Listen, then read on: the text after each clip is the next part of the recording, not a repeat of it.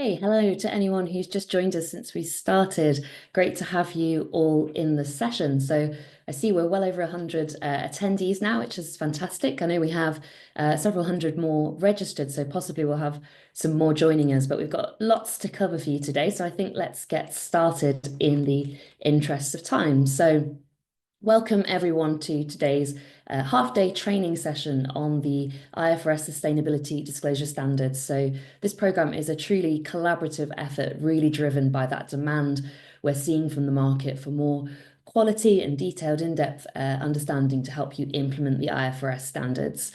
So thank you in particular today to the Banks Association of Türkiye for hosting us, to the IFRS Foundation, our co-facilitators and deliverers of this session, and the IFC and UNEP-FI who are also contributing strongly to this programme. And of course, thank you all very much for joining us here today. So I'm going to be your main facilitator from the SSE team with this session, along with my colleague Lois. We'll introduce everyone to you shortly and go through some housekeeping points. But before we do, we have a couple of opening remarks from the organisers of today's session, the hosts organisations, just to set the context for today. So I'll be handing over firstly to Eyüp Kellers from TBB. So thank you very much for joining us, Eyüp, and over to you for your introductions. Thank you so much, Fiona. Thanks for organizing this beautiful training. I will keep my communication in Turkish. Herkese merhabalar, herkes hoş geldi. TBB tarafından bu eğitim duyurusunu biz yaptık, TBB tarafında. Bu arada Eyüp Keleş, ben Sürdürülebilir Direktör Yardımcısıyım Bankalar Birliği'nde. Bütün katılımcılara teşekkür ediyoruz. Bizim için önemli bir eğitim. Aslında küresel sürdürülebilir piyasalar için de önemli bir eğitim. Bunun da altını çizmek istiyorum. Türkiye'de ilk uygulayan biz olacağız biliyorsunuz. Bu IFRS S2 standartların bize TSRS S2 olarak geldi tabii. Burada tabii finansal kurumlara yönelik bir eğitim organize edildi. IFC tarafından, SSE tarafından. Katılımcılar olacak. İleride göreceksiniz. İşte IFRS'ten, yine SSE'den, IFC'den hakeza. Dediğim gibi teşekkürler herkese. Ben konuyu sıradaki konuşmacıya devredeyim. Fiona, I can hand over the next one. Thank you so much. Thank you so much, Eyüp. I really appreciate that context, and in Turkish as well is always great. So next, I'm very pleased to hand the floor to Veronica Pancheva from the IFRS Foundation. Veronica is the ISSB Board Chair, and we should say we're very pleased to have Veronica's presence here today, a real testament, I think, to the depth of collaboration between IFRS and the market in Turkey. So thanks, Veronica, for joining us, and over to you. Thank you, Fiona, and a very good morning, everyone. It's a true pleasure to join you today and to extend a very warm welcome to this really special workshop dedicated to the IFRS Sustainability Disclosure Standards. So let me begin by sincerely thanking the Turkish Banks Association for hosting this important event, and also express my gratitude to the Sustainable Stock Exchange and to the International Finance Corporation, to the UNFI, for their valuable contribution and ongoing support in making today possible. I'm joining you remotely today from sunny Frankfurt, where the ISSB is currently holding its April board meeting. And even from distance, I feel very much connected to the discussions taking place here today in Turkey, especially given the progress of sustainability disclosure in Turkey has featured prominently in our conversation in Frankfurt this week. So I know that you're joining after a week after a special festive week in Turkey. So it's really special that you dedicate this time for this training. And as we know, Turkey has clearly positioned itself as a very ambitious and forward-looking jurisdiction in the global sustainability landscape. So the steps being taken here are being closely watched and followed by stakeholders around the world. So there is a great deal of interest in how Turkish companies, particularly those in the financial sector, are approaching and implementing sustainability-related disclosures aligned with the ISSB standards. So I'm glad that today I have important colleagues joining you for this session to help answer some critical questions. And today's workshop could not come at a more timely moment, We are at the early stage of this implementation journey, and we are already seeing the first set of disclosures aligned with the ISSB standards being published in Turkey. Encouragingly, many of these early disclosures are coming from financial institutions, and this is highly significant. It sends a powerful message about leadership and accountability and about the role the financial sector can play in setting the tone in the wider economy. So I think that this training session is not just another technical workshop. It marks also an important milestone, which will be an ongoing journey of learning, practice, improvement. And as I said, the role of the banking sector is crucial, not only because of its own disclosure, but also because of the influence banks have over the broader business ecosystem through their lending and investment decisions. As we look at these early disclosures, it's vital to see them as a beginning of the progress. So there is no expectation of perfection at this stage, but there is an expectation for quality. So there is emphasis on building capacity, sharing experiences, learning together. International stakeholders are paying close attention, as I said, not to judge, but to understand how Turkey is progressing and to support that progress in a meaningful ways.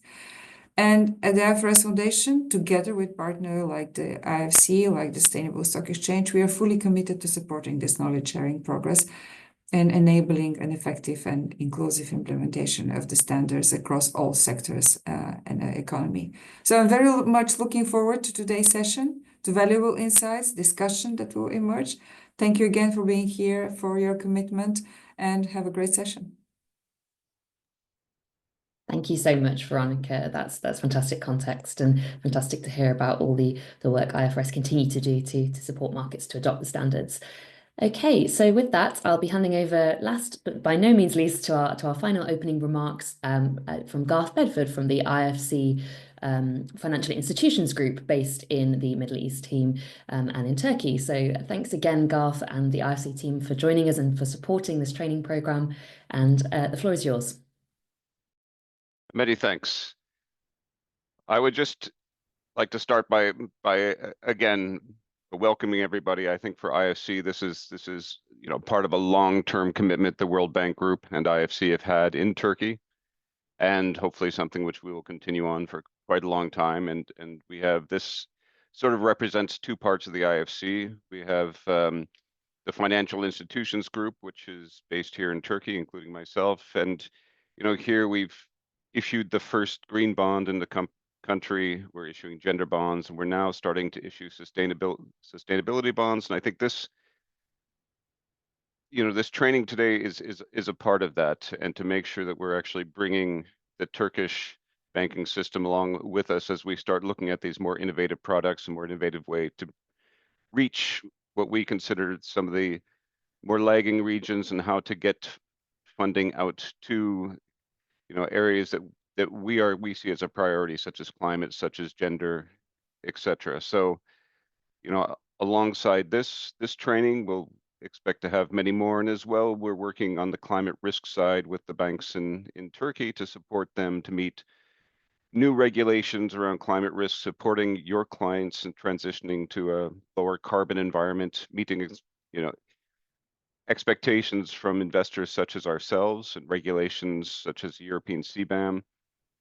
And for us, we want to see that the Turkish banking system remains the most competitive in the region. And to be honest, it also allows us to bring Turkish banks with us as we work in more emerging markets, especially in Central Asia and other regions which we work. And I see we have a lot of people joining us here from Kazakhstan and other countries which see Turkey as sort of the leading light in the region. So I think as part of this, we want to continue to grow with the Turkish banking system.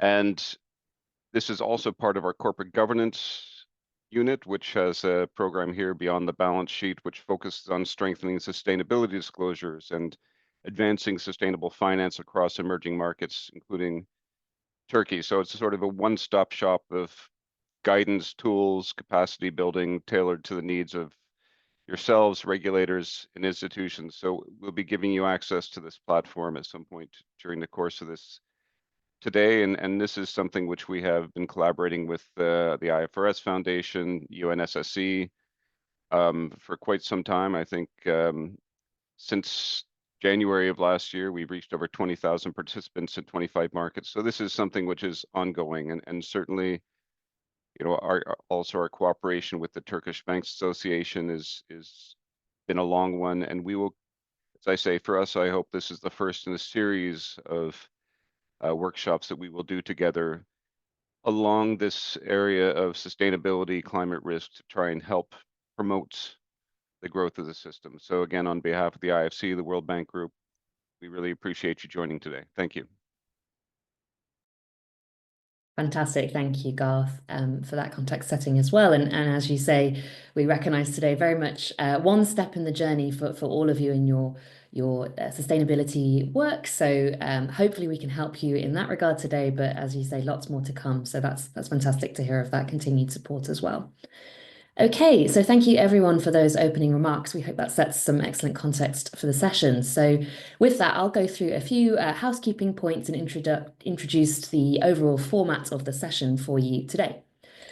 So firstly, whilst you have been listening to those opening remarks, you've probably been exploring the tools, and you will probably have noticed that everyone in the session is on mute. However, we would like to say that really doesn't mean that we don't want you to engage with today's session. We really encourage you to use the chat function throughout the session to share any thoughts, any perspectives that you might have, or any responses to polls, etc. as well. And then what we would like you to do is to make sure that if you have any questions for the team, definitely please make sure you ask us those questions, but make sure that you're using the Q&A box to do so, as Lois has just explained in the chat there. This allows us just to make sure that we can keep track of those questions and the right member of the team can answer those at the relevant point. So if you look at the bottom of the screen, you should have the Q&A option there as well. And I would really encourage you to make use of that in today's session. As you've heard, we have a whole host of experts joining us from the IFRS, from IFC, and from TBB, representing those different perspectives. So please make sure that you take that opportunity to ask your question and get it answered. So as you will have seen today, we have a live 3.5-hour facilitation session, and we have an optional follow-on homework exercise, which we'll talk to you about later in the session. As we've mentioned, please make sure you use that live Q&A throughout, and we'll also have some other participation opportunities throughout the session to get your involvement. So we really encourage you to engage with the mentees, the polls, and that homework exercise as well to continue to further your own learning through this training. And finally, you'll be able to receive a completion certificate for taking part in today's training.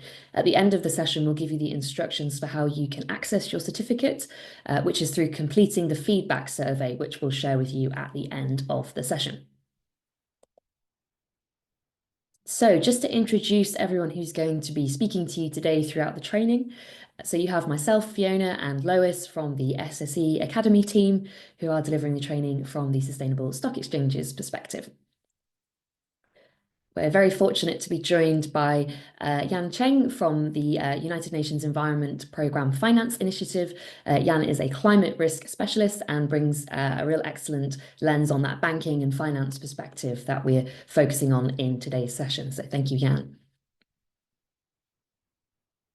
And we're also joined by Bella Cheng from the IFRS Foundation. Bella's a capacity building specialist with the IFRS team, and she'll be delivering the IFRS aspects of our training. I should say she's also joined by her colleagues Vanessa and Jarlath, who you may see answering some questions in the Q&A as well. So thank you both to them as well for supporting with that. Okay, so with that, we'll just run through today's learning objectives. So we have three kind of key areas that we're hoping to support you in today's training. So firstly, we'd like you to understand the ISSB standards. Secondly, we hope we'll be able to help you to understand how to use the ISSB standards in practice.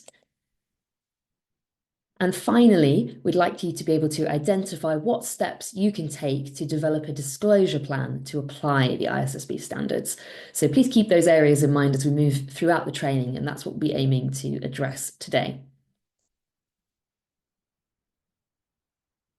So to support you in that, we have 4 core modules that we're going to be working through in the session in order.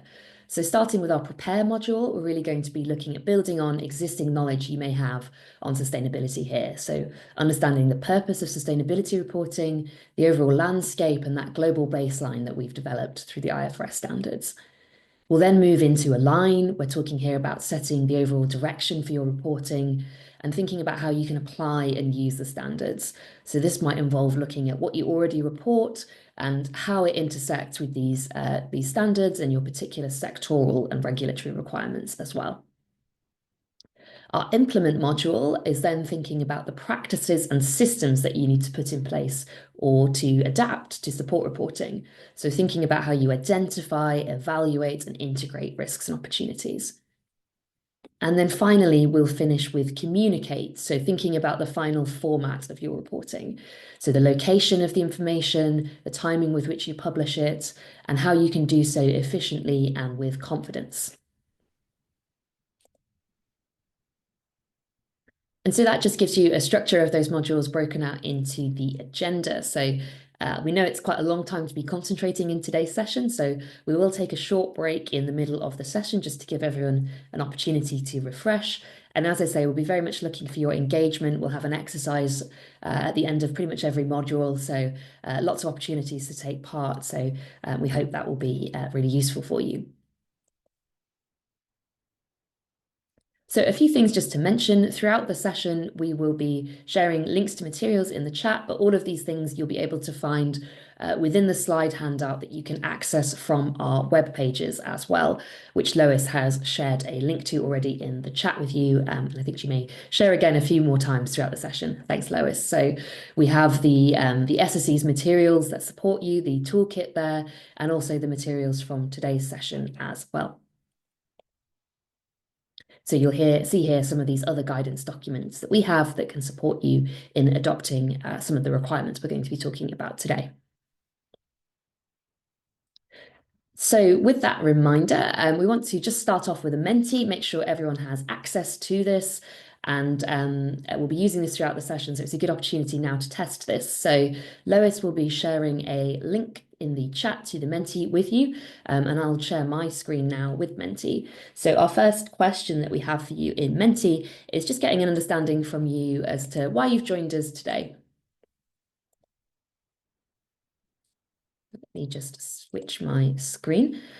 So you have a few different options for how you can join us in Menti. So you can either use the link that Lois has shared with you there, and you can also access Menti using that QR code that you see available on the screen there for you. And also a final option is to go to menti.com and enter that code that you can see there at the top of your screen as well. Okay, so thanks to those who've already responded to us. So I see lots of good answers coming in already. So I see we have the words learn, sustainability. You have to excuse me, I'm not going to be able to read the Turkish ones out, but I think we should have mentioned already as well. Do feel free to share any comments and questions that you have in Turkish if you'd feel more comfortable to do so as well. And the TBB team have kindly offered to support with any translation that's needed there. But the facilitators will be facilitating in English, as you've seen. Okay, so we have reporting, learning, exploration, future, implementing the standards, curiosity. Okay, lots of different perspectives here, but hopefully things that I think we can support you on today. And also good to see everyone has been able to access Menti. I see we have over 70 of you in there already, so that's fantastic. Okay. So fair to say, I think quite a few different reasons for being here, but we hope these are all things that we can help you address in that session. So I'll move us along now to our second opening question there, but thanks everyone for sharing. So the next question we had for you was just wanted to test really your understanding of those different learning objectives that we spoke about at the start of the session. So using that sliding scale that you have on the screen there, starting with maybe not being comfortable at all on these areas on the left-hand side to feeling like you actually have quite a good understanding already on the right. Feel free to slide along and let us know how you feel you're at today in terms of explaining what the ISSB is to your team, to using the standards and to developing a sustainability reporting strategy. So I'll just give you all a moment to have a think about that. Okay. So far, I think we see a bit of a range across the board, actually. So that's always great to get some different levels of understanding here. And do feel free for those who are already progressing their journey to share in the chat with everyone else. Share your disclosures if you're happy to, but share your kind of perspectives on how you're finding things as well. That's always useful for others. So yeah, quite a mixed picture, but I think overall we're coming out somewhere in the middle in terms of our existing comfort and understanding of these areas. So that's very understandable. So hopefully we can help you to move along that learning journey in the session today. Great. So thanks everyone for taking part in that. So I'd encourage you to keep that Menti window available in the background, and we'll be returning to that later in the session. But what I will do now is take us back into the slide presentation. Okay. Great. So thanks again, everyone. So from my side, before I hand over for our first kind of content area, just to get a little disclaimer out of the way that we'd like to share with you. So during this session, we're going to be using a number of examples in the session. So these are very simply to help add color to what we're talking about here. Sometimes we know that having a real example of a company's reporting approach can help to put into practice what we're talking about in the session. However, we just like to say that these examples shouldn't be seen as the best or necessarily the right way to approach this. It's really very individual to each company, and we just encourage you to keep that in mind when we're talking about examples throughout the session, but we hope they can serve as some inspiration for you. Okay, so with that established, I'll just move into a few brief introduction points on our first module before handing over to Jan to give us a bit of a climate perspective and banking perspective. So firstly, this module 1, as we talked about, is all around building a solid foundation for knowledge. And this is all about remembering that actually we all know quite a bit about this already. These standards build on many things that are already in the market. So hopefully, even if you're coming newly to the IFRS standards, there should be quite a lot there that's somewhat familiar for you. So we break this unit down into these 3 key areas here, thinking really about why we disclose sustainability-related information and its purpose, how the landscape of disclosure guidance has evolved to reach the ISSB standards, and finally giving you that overview of the standards themselves and the global baseline that they form. So we'll first get started with the why aspect and looking at the purpose of sustainability reporting. So here we want to think a bit about some of those market drivers that might be bringing you to disclosure and getting you to focus on this. So we wanted to start firstly on that topic by asking a question and just getting a sense from you all as to what your drivers are here. So I will just launch that poll for you now, which should hopefully pop up. So if you can let us know, what are your reasons for disclosing sustainability related information? And you can select more than one answer here, so feel free to select several if you have different drivers. And I'll just give you a moment to let us know what you think on that. As I said, very much encourage everyone to take part if possible. It's great to get your input and thoughts as we move through the session. So again, we'll be using Zoom polls a number of times throughout.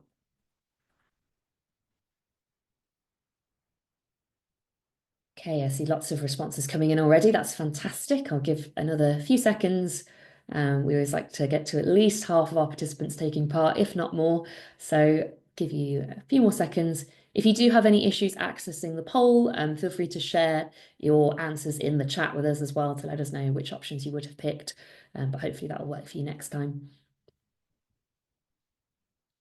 Okay, fantastic. I think I will close that poll there in the interest of time, and I'll share the results with you. So we're seeing a good spread of options there, but I think the strongest driver coming out clearly as the regulatory reporting side of things, but also quite an equal split between those of you wanting to share your own management's objectives, maybe to meet and respond to societal expectations, and also for investor demand for this information. So that's really helpful for us to understand. So thanks everyone for sharing that with us. Okay, so I'll stop sharing the poll with you there and we'll move back to the slides.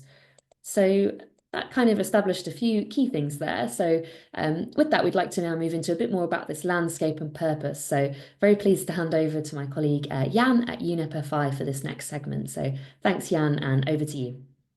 Thanks a lot, Fiona. So now I'm going to kickstart Module 1 with the case for sustainability reporting, first by going through a brief intro of what climate risks are. So when we talk about climate risk, a lot of frameworks and standards classify them into two main categories. So first we have physical risk, which you can see on the left-hand side. They really arise from physical hazards or impacts resulting from climate change. And within physical risk, we have two subcategories, namely chronic risk, which is a category of physical risk that are often longer-term changes. So some examples would include rising sea levels, and on the other hand, we also have another subcategory, which is acute physical risk. These are extreme, shorter-term events that climate change is intensifying. Some examples would be heat waves and floods. And secondly, we have what we call transition risk, which is on the right-hand side on the slide here. They come from the economic shift towards a low carbon economy and disruptions that can happen along the way. So that would include perhaps some mismatches between today's economic and financial systems and the system we will need in order for us to reach net zero by drastically cutting greenhouse gas emissions. So there are a few categories of transition risks we can see here on the slide, including policy risk that can arise from tighter government controls on, let's say, through introducing carbon taxes or emissions caps on sectors. On the other hand, we also have technology risk that can arise from technological changes, can replace carbon-intensive technologies or processes with lower carbon options. An example here would be solar energy as it becomes more affordable, it can replace fossil fuel power assets. Then we also have market risks that refer to shifting demand or consumer preferences for less carbon-intensive products or commodities. So not mentioned here, but also important to note is reputation risk, which refer to the potential damage to a company's brand or reputation that could arise from the shift or lack of response to the necessary actions that would have to be taken for us to reach net zero. Then I'll move on to the next slide here. So this is the slide that shows a snapshot of what some of the impact from climate change could be. And this one is on the global economy. So as we can see here, in the worst case scenario, we can have 18% of the global GDP at risk if we reach a 3.2 degrees Celsius scenario, where there is no mitigating actions that are being taken. And a recent report released in August last year by the National Bureau of Economic Research of the US also reveals that climate change could cost the world 12% in GDP losses for every 1 degree Celsius of warming. I'll move on to the next slide here. So with the previous slide, we sort of get an idea of the severity of climate change's impacts. And this makes taking precautionary measures a logical way out of this, right? And when we talk about these precautionary measures in response to the potential impact from climate change, there are two major ways of how we can classify these actions. And both of these can present interesting climate finance opportunities that we can consider investing our time and resources in, and hence through when we're talking about the two categories of mitigative actions, for precautionary measures, we are talking about both mitigation and adaptation. On one hand, mitigation refers to the preventive actions to decarbonize, to avoid, or to minimize the impacts of climate change. And some of these mitigative actions could include, for example, switching to more sustainable ways of transportation, energy production, and improving energy efficiency. On the other hand, we also have adaptation, which refers to actions in response to the negative impacts of climate change. So in other words, actions can reduce vulnerabilities to climate change's impacts. And some examples of adaptation can include installation of flood protection and upgrades of infrastructure, so that when physical hazards occur, we can become more well-positioned to respond. But some measures such as education, capacity building, water conservation can sit in between mitigation and adaptation, since they can contribute both to avoiding, minimizing climate change's impacts or making us more prepared in terms of reducing our vulnerabilities. Then the next slide here is, so we've talked about the climate, what climate risk and opportunities could be. And so it is very relevant for financial institutions to consider these risks and opportunities, especially given the financial impact that they can have. So the case for strategic planning, risk management, and resilience building is clear. And this means companies, including financial institutions, should look into how climate change could drive both risk and opportunities, and how they can lead to financial impact on their income, liquidity, and balance sheet. So I think it's apparent here that there's the urgency for us to act, to respond to decarbonize, and for us to build resilience against the impacts of climate change, because this is such a major risk driver on so many fronts. And we can leverage sustainability-related disclosure standards, such as IFRS S1 and S2, to help us identify what these risks and opportunities from climate change could be, so that we can better manage them. And this slide just summarizes some benefits of reporting. So basically, reporting can help us with, of course, regulatory compliance. A lot of you have responded in the polls earlier. That's the major reason for us to embark on sustainability reporting. But it also helps us with holistic risk management that could help us identify key risk exposures and ways to address these risk exposures and possible vulnerabilities through our efforts in sustainability-related reporting and disclosures.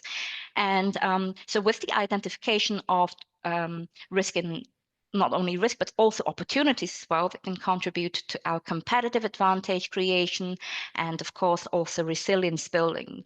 So all of these work towards building client and investor confidence. And that should make the case for us to embark on and continuously improve our sustainability related disclosures. So with that, I will hand over to Lois from the SSE team, I think, on the next one, which is prepare.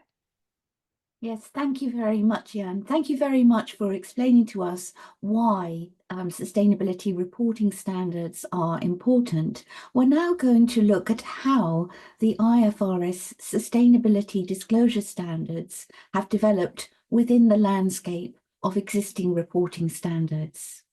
Before we do that, we're just going to ask you which frameworks you are currently using.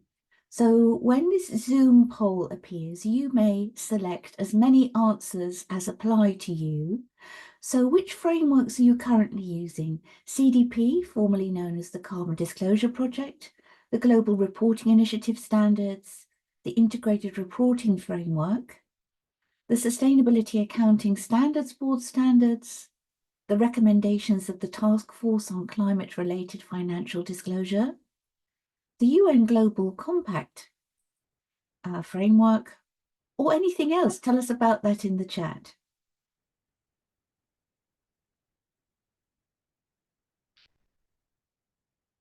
Just wait for a few more of you to respond.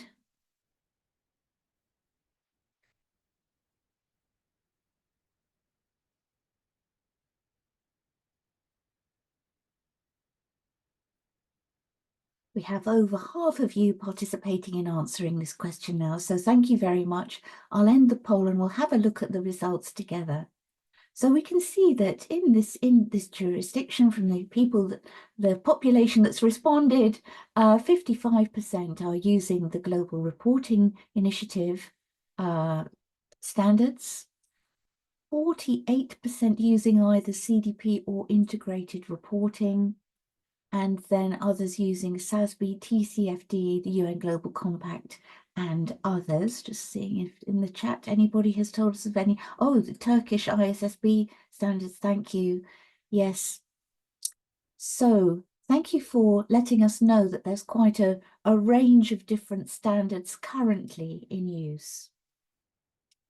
So let's now have a look at the IFRS Foundation and how it came to prepare the international sustainability disclosure standards. So what is the IFRS Foundation? It's a not-for-profit public interest organisation established to develop high-quality, understandable, enforceable and globally accepted accounting and sustainability disclosure standards.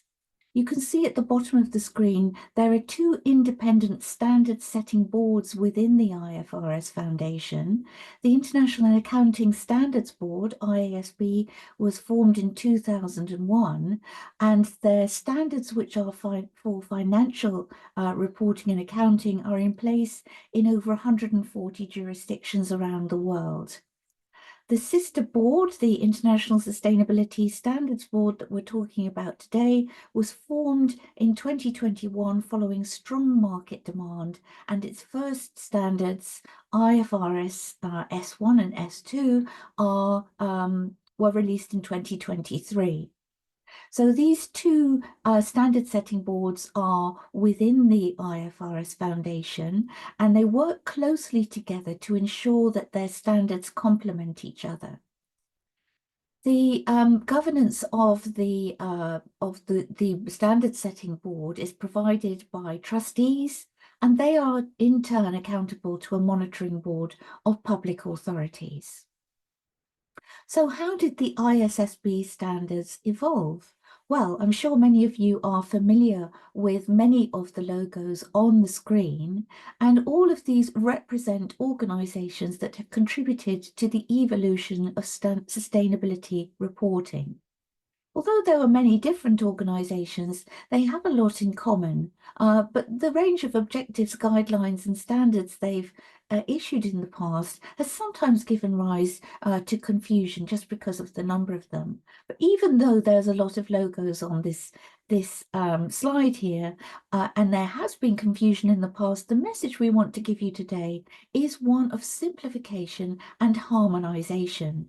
So you can see from the arrows on the screen that the work of the TCFD, the Task Force on Climate-Related Financial Disclosures, the task force itself has now finished its work, and its work has been taken over by the IFRS Foundation, and the recommendations issued by the TCFD are now reflected in IFRS S2. You can see on the right-hand side, CDP, there's an arrow pointing to the IFRS sustainability logo, because CDP's climate questionnaire is now aligned with IFRS S2 on climate disclosure. On the left-hand side of the screen, we see the Transition Plan Task Force work. To the extent that it relates to disclosure-specific materials, that work has now also been taken over by the IFRS Foundation. And this is in their Knowledge Hub, which we'll talk about later. All of the organisations you see at the bottom of the screen, the Climate Disclosure Standards Board, Integrated Reporting Council and SASB, their work has been consolidated into the IFRS Foundation and into the ISSB standards as well. On the right-hand side of the screen, we see the GRI. Their work supports a broader range of stakeholders, but through memorandum of understanding and a close working relationship, GRI and the IFRS Foundation are committed to jointly identifying and aligning common disclosures. So as I said, this is a picture of harmonisation and simplification. So let's have another Zoom poll now. This is asking about the TCFD recommendations, which we saw now reflected in the ISSB standards. So you can choose one answer here. Companies who disclose using the TCFD recommendations automatically comply with the ISSB standards. Is this true or false?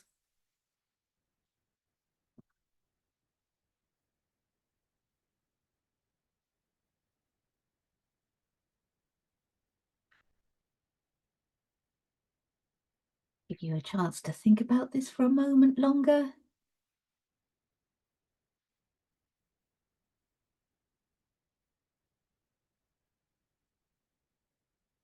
We have over 50% of people participating now. Thank you for that. So I'm going to end the poll and share the results.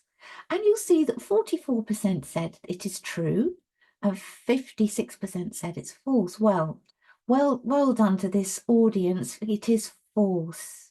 You cannot assume that if you currently disclose using the TCFD recommendations that you automatically comply with ISSB standards. And that's because there are some differences. Now, if you do currently disclose using the TCFD recommendations, you will be a long way towards conforming with the ISSB standards. But there are some differences. So we asked this question just to make you aware of that although we see this picture of harmonization that's very, very welcome, you cannot assume that because you use the TCFD recommendations, you automatically comply with all of the requirements in the ISSB standards.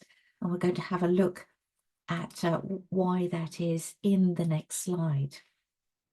So TCFD culminated its work in July 2023, and as we just saw, the IFRS Foundation has taken over responsibility for TCFD monitoring and certainly bases their standards on the TCFD's work. However, there are some differences, and these are differences in wording, just wording differences, but the same information is to be captured through disclosure. In some cases, IFRS S2 requires more detailed information than was in the TCFD recommendations. And thirdly, IFRS S2 does have some additional requirements and guidance. And an example of this is that we have some sector standards in the IFRS body of work.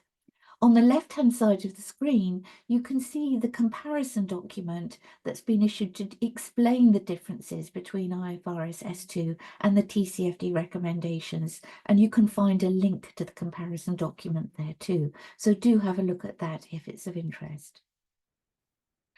So the ISSB is focused on developing standards that provide a common language for sustainability disclosure and therefore form what's described as a global baseline for sustainability information. Now, that global baseline is to enable comparable and consistent sustainability disclosure across global capital markets. And the IFRS Foundation is working with jurisdictions around the world as well as other stakeholders to achieve this. So what does it mean to have a global baseline? Well, regulators and stock exchanges in different jurisdictions are able to require companies to disclose further information by adding their own additional building blocks to the global baseline. So those additional building blocks can be tailored for the needs of the particular jurisdiction and can be reflected, for example, in stock exchange model guidance or through other channels. Now, additional disclosures can be required as long as the information is presented in a way that does not obscure the information required under the global baseline. So what could an additional building block look like? Well, it could reflect information that goes beyond the remit of the ISSB standards. So it could include some information requested by the GRI for a wider stakeholder population, or could include jurisdiction-specific information that's relevant to investors. So taking this building block approach reduces the need to duplicate information by having this globally consistent baseline of disclosures, but still allowing companies to report additional information based on standards like the GRI standards. So there has been global backing for this global baseline. The baseline is reflected in the ISSB standards that were launched in 2023. IOSCO, which is the International Organization of Securities Commissions, has announced its endorsement of the ISSB standards and has encouraged their 130 members to consider how they can incorporate ISSB standards into their regulatory frameworks. the ISSB continues to engage with other stakeholders on the adoption and on related issues to sustainability disclosure. So, for example, our work with the International Auditing and Assurance Standards Board on a new assurance standards that has been launched. As we said, the ISSB is working with jurisdictions through its regulatory implementation program to support jurisdictions around the world that are planning for voluntary or mandatory adoption of ISSB standards. And of course, the ISSB is working with market participants around the world on voluntary adoption and voluntary disclosure against the standards. And this presentation today is an example of that. So I'm going to hand over to our colleague Bella now from the IFRS Foundation, and she's going to take us through a look at these, start to look at the standards. Over to you, Bella. Thank you so much for Lois to introduce this part. We are going to continue. Yes, we'll talk about the reasons for sustainability reporting, the evolution of the landscape, and how it is being simplified and rationalized. Now let's introduce IFRS S1 and S2. As we start, it's important to know that there are some key terms that should be understood. You can find the definitions in your handout, but I wanted to briefly mention them here. First of all, we'll be saying the phrases sustainability-related financial information quite a lot. We are simply referring to a broad set of issues, including climate, nature, or biodiversity, social aspects. And the phrase sustainability-related financial information is information about a company's sustainability-related risks and opportunities that is useful to investors in making decisions about providing resources to the company. And what are sustainability-related risks and opportunities? Yeah, they are what could reasonably be expected to affect the company's cash flows, access to finance, or cost of capital. So in short, sustainability-related risks and opportunities that could affect the company's prospects. We will also refer to the general purpose financial reports, which includes a company's financial statements and management commentary. You might know this as a management report, management review, or strategic report. Some regulators require specific disclosures in certain parts of general purpose financial reports, so we use this generic phrase throughout.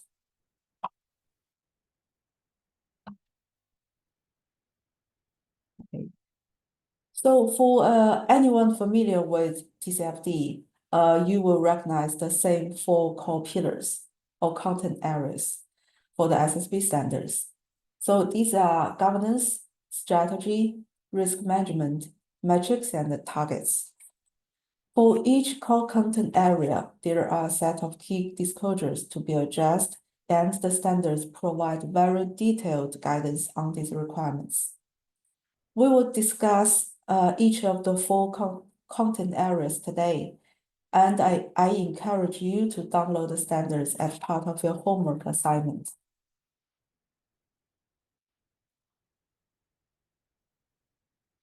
Okay, so let's now start with IFRS S1. The full title is General Requirements for Disclosure of Sustainability-Related Financial Information. IFRS S1 sets out general requirements for the content and the presentation of sustainability-related risks and opportunities. So if you are familiar with TCFD, you will see the same architecture applied through all the standards. And also, S1 asks preparers to refer to and consider the applicability of the SASB standards and the other sources of further guidance to identify sustainability-related risks and opportunities, and also identify material information. The SASB standards are organized by industry, enabling a company to identify sustainability-related disclosure topics and metrics applicable to its business model and operations. So finally, the standards can be used in conjunction with any accounting requirements. Yeah, the scope of S1 is all sustainability topics except for climate. So you can see that IFRS S2 is the climate-related disclosures. And this standard focus on climate disclosures, building on the same foundation of S1. So for example, S2 fully incorporates the recommendations of TCFD. And also it sets out the requirements for a company to disclose material information about its climate-related risks and opportunities. And also it requires the disclosure of both cross-industry and industry-specific information. In terms of climate-related risks, these include both physical and transition risk, which we will come back to later. Other specific climate-related disclosures are required, for example, on scenario analysis and GHG emissions. So preparers shall refer to and consider the applicability of the industry-based guidance on implementing IFRS S2. This is organized by industry, enabling a company to identify climate-related disclosure topics and metrics applicable to its business model and operations.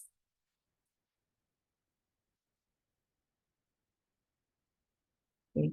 So it's really important to note that S1 and S2 are not standalone standards.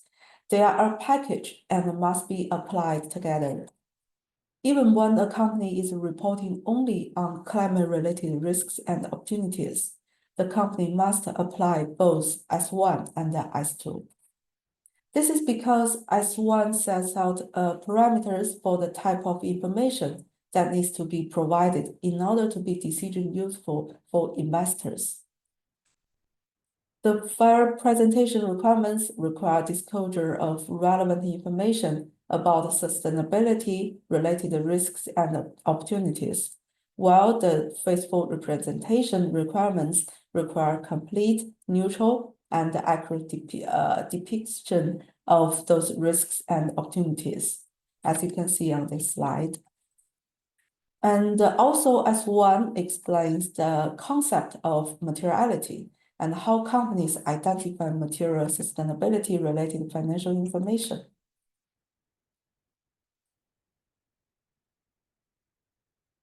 Okay. Next, let's consider some of the conceptual foundations that underpin the SSB standards, which might be new to anyone without an accounting background.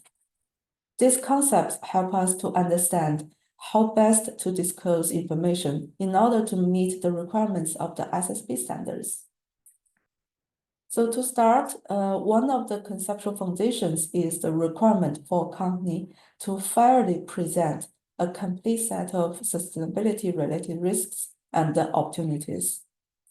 Fair presentation requires disclosure of relevant information and its faithful representation. To achieve this, companies shall provide a complete, neutral, and accurate depiction of sustainability-related risks and opportunities. So the second one for the conceptual foundations is the reporting entity or reporting company. Yeah. S1 requires the reporting entity for sustainability-related financial disclosures to be the same as the reporting entity for the financial statements. Another important concept is connected information. The standards require companies to clearly identify key connections, such as those between risks and the opportunities, and also connections between the four content areas, and also connections between sustainability-related financial disclosures and the main financial statements. So to better understand this concept, let's have a look at example. Over to you, Lois. Thank you, Bella. And just as this is the first example that we're looking at today, I just want to remind everybody of the disclaimer that Fiona gave earlier, that the examples are meant to inspire and illustrate, but not to represent good or best practice. So this example comes from a company called BHP, which is a global mining company. And you'll notice that it comes from their annual report 2023. So this example was probably crafted before the ISSB standards were released. But it does illustrate the way in which companies make connections between their decarbonisation strategy and their financial results and their processes. So this example is being used to illustrate the concept of connection that Bella just described to us. So what do we see being connected in this example? Well, the decarbonisation strategy is connected with the investment process and decision making. That's what we see in the first paragraph, where BHP says that all investment decisions consider the quantity of GHG emissions associated with a project, the cost per tonne of CO2 equivalent associated with the project, and the alignment with the group pathways to a net zero trajectory. So they're making it very clear in the first paragraph that there are connections between the net zero pathway, the decarbonisation strategy, the investment process, and investment decisions. Secondly, the decarbonisation strategy is connected with various types of expenditure that the company made now and in the future. So you can see how much was spent on operational GHG emissions reductions in the reporting year, and that was $122 million. But we also see what the company anticipates spending in the future till 2030, and that's $4 billion. That's in the third paragraph there. So the connection is also made between decarbonisation projects and net present value. The company tells us that based on current assumptions, the achievement of medium-term targets is expected to deliver positive net present value for the group, as it has done on already implemented projects. The other thing to notice here about talking about connections is that the orange text at the bottom of the example connects the reader to more information about decarbonisation and sustainable growth. So do bear in mind, this example is from 2023. BHP has published newer reports in the meantime, but this is just to inspire you about the types of connections that can be made in reports. So I hope that was helpful, and I hand back to Bella now for the next Zoom poll. Thank you so much, Lois. Yes, as Lois said, yes, there's another Zoom poll. After going through an example, so the question is, what information should be considered for connectivity? Yeah. Okay. So still remember what I mentioned earlier and also the example. So what is connected information? Is it connections between the four core content areas: governance strategy, risk management, metrics, and targets? Or the connections between sustainability-related financial disclosures and the financial statements? Or the connections between sustainability-related risks and opportunities? Yeah. Oh, I see the participation rate is increasing. We now have 50% participants answer this question. Okay. Yeah, so I'm going to end this poll now and share the results. Yes, as you can see, I think most of us have answered this question correctly. Yes, still remember what I mentioned before the example. For the consumption foundations, the last one and the important conceptual foundation is the connect information. So we should ensure the three aspects of the connections. So all of the three choices are correct. Okay, so let's continue. Yes, is materiality. So the standards are built on the concept of materiality as defined by the IFRS Foundation. We are going to go into this in more detail later, but just to highlight that we will be referring today to material information, which is information that if omitted, misstated, or obscured, could reasonably be expected to affect investor decision-making.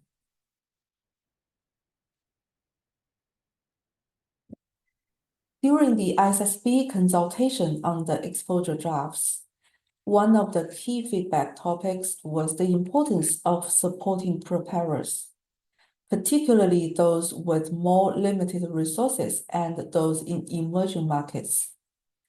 In addition to the standards and the application guidance published in 2023, a number of education resources were also published, and since then others have followed, including IFRS, Knowledge Hub.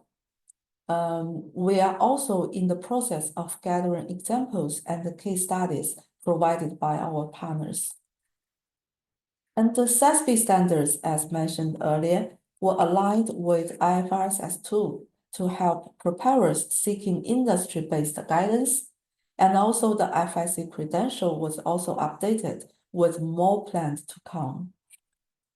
I should also note that the IFRS Foundation's capacity building program, which was launched at COP27, is a key part of our support to preparers, and the SSE training initiative is one of our most important deliverables. So now it's time for another Zoom poll. After introduce some requirements of SSB standards. So we are going to look at the next question that water is a vital input to our business, but the SSB standards do not currently have a specific standard on water. What do you do? So note that this is single choice question.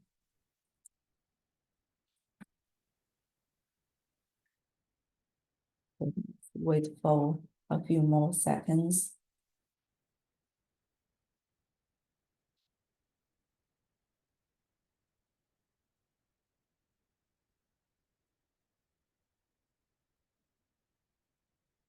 Yeah, I've already seen almost a half of us have participated in answering this question.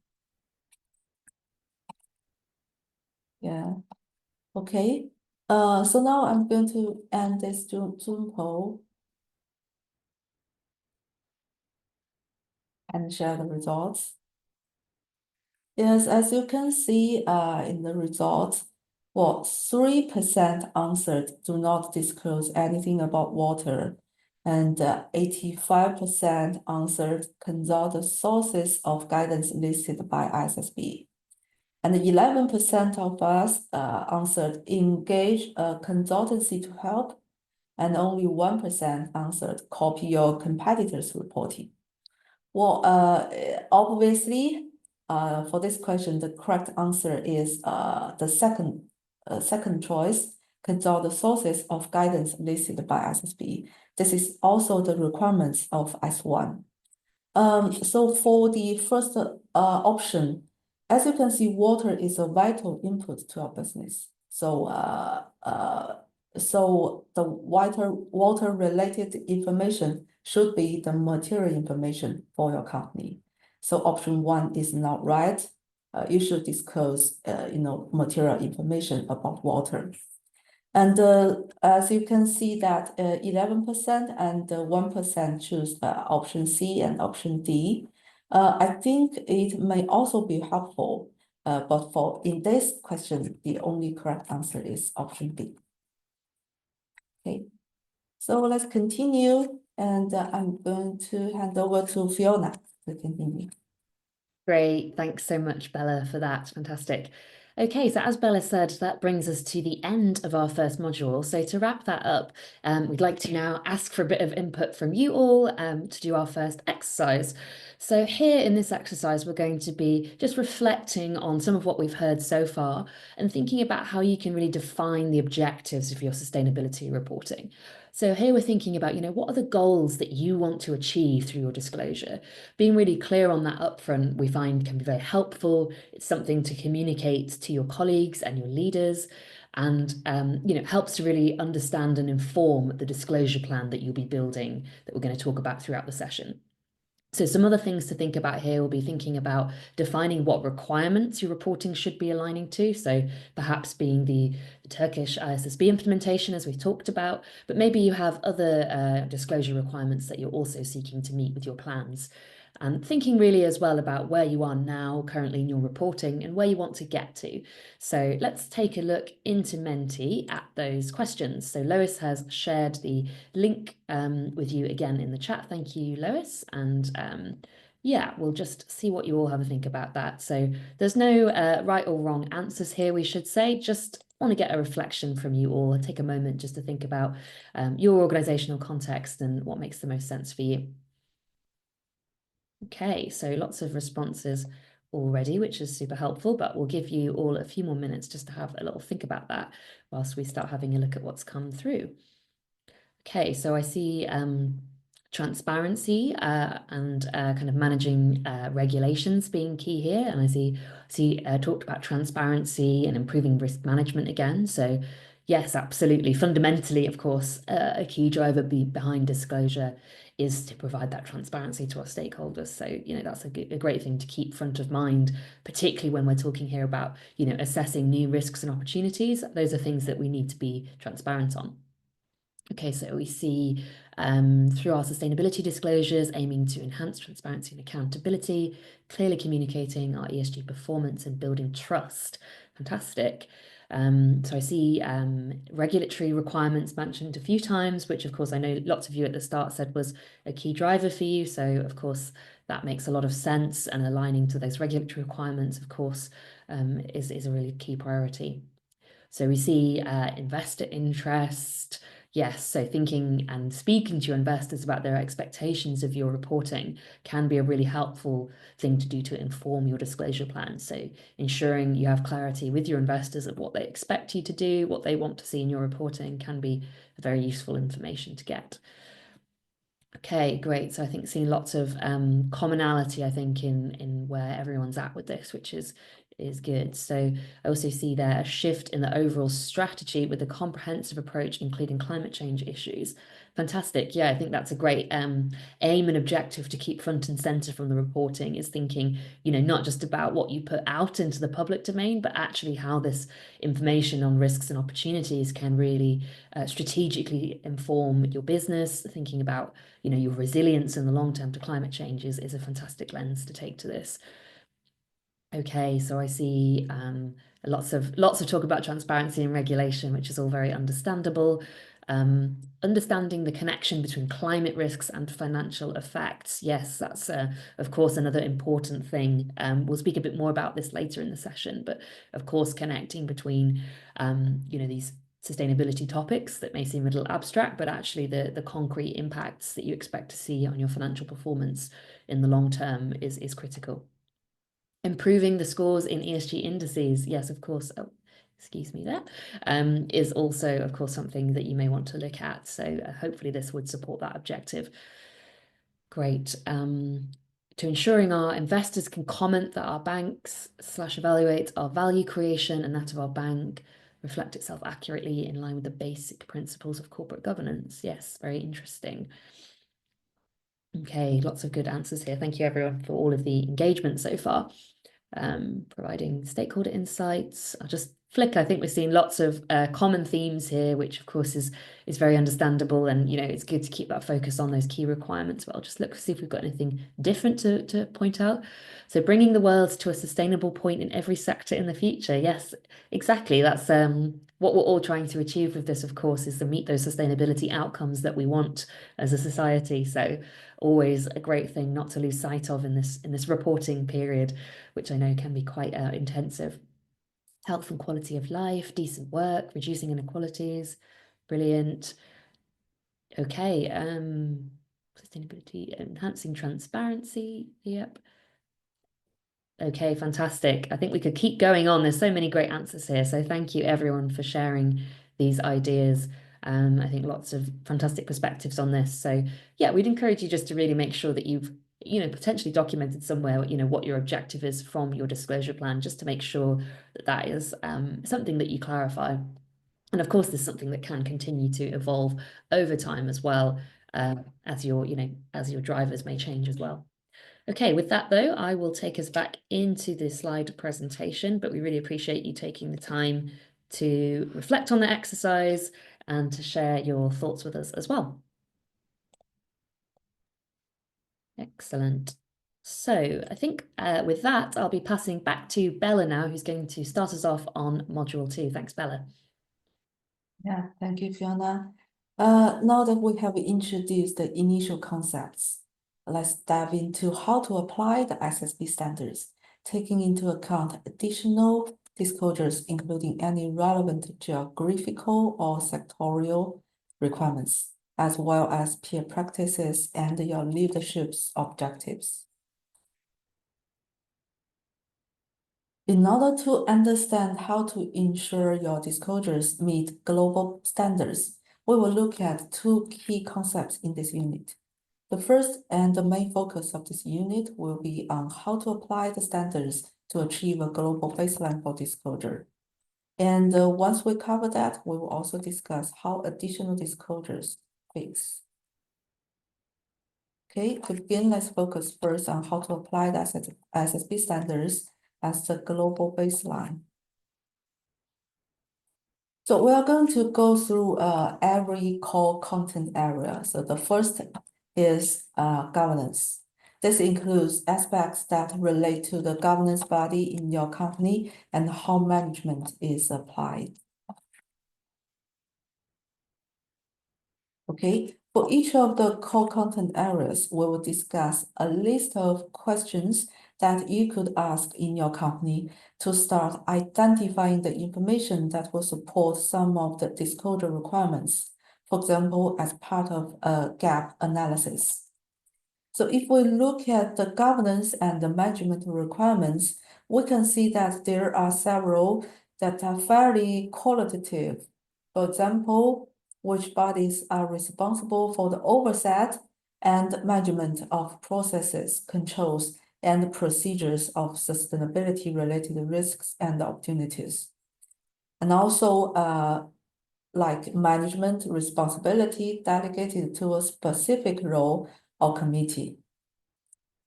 And another question may be how and when do they get informed about sustainability-related risks and opportunities? How these issues inform strategy, decision-making, and risk management. This could include setting targets to manage sustainability-related risks and opportunities. And also you may ask whether progress against these targets links to executive remuneration. So for more information, you can make use of the SSE checklist tool. But remember, it's not a replacement for reading and using the full SSB standards. Okay. So it's time for real-life cases. So I'm going to hand over to Yan for further discussion. Thank you, Bella. So here's an example on how disclosures on IFRS S1 and S2 governance core content can be done. And this particular example is taken from Schroders, so an asset management company listed in the London Stock Exchange.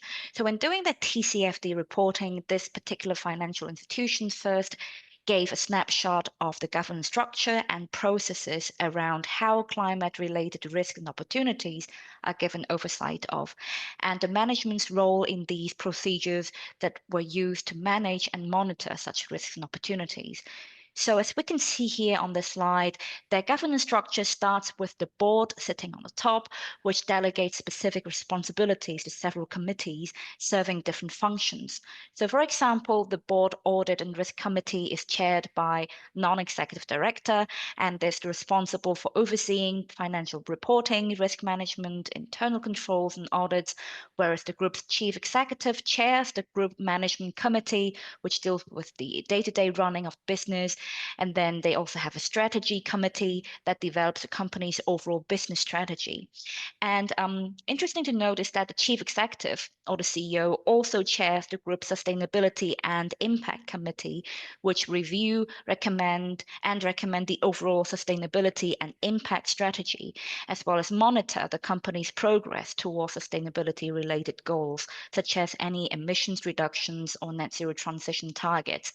And these committees include members of business units such as wealth management, so the financial people, and private assets, but also, as I think some of you already mentioned in the Q&A, there could be seen as that, you know, it can be observed that there's sometimes like different, maybe a split between such tasks being handled between financial departments and the non-financial people. And this particular example, I hope, can shed some light on how the governance structures can be established around and how such information can be disclosed. So for this one, it's like there are these different committees and they bring together different business units, so including the financial side and the non-financial, as well as the people who are actually facing clients in the front line.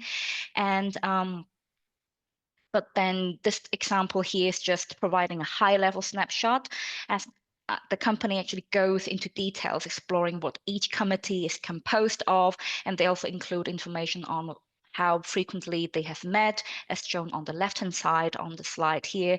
They also went into details about what each of these committees or working groups are responsible for, who are chairing these and who are members of these committees or working groups, and on what issues or themes they are advising in the middle section of the slide here.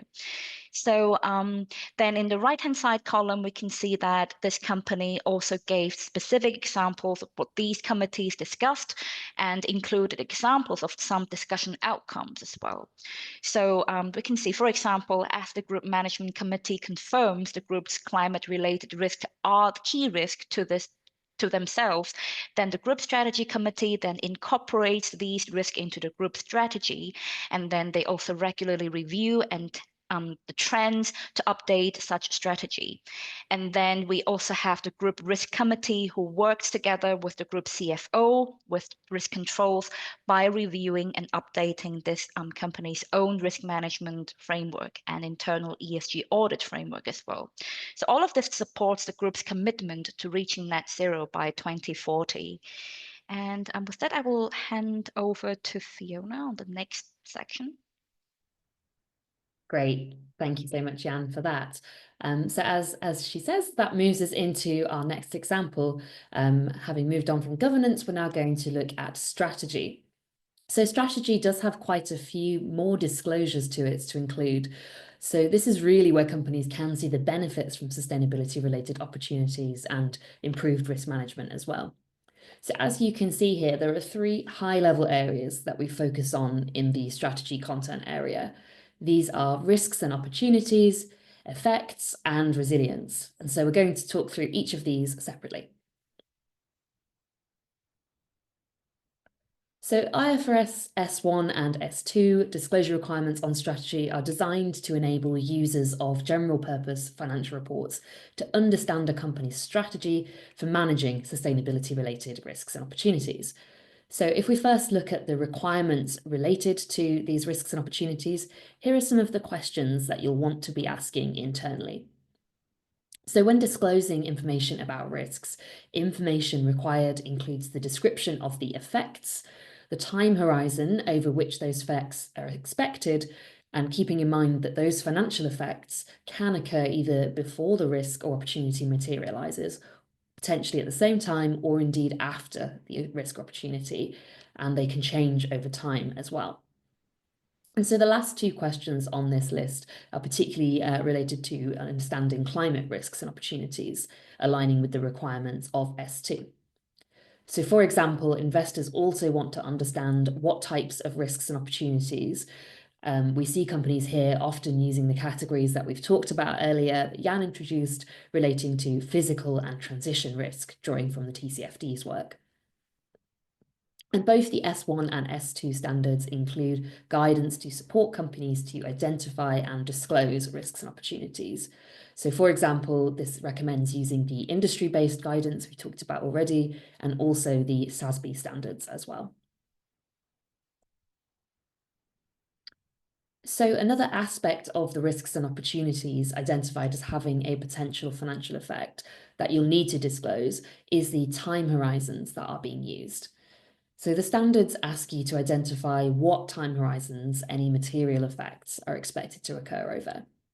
And so definitions of short, medium, and long term will vary between companies depending on a number of factors.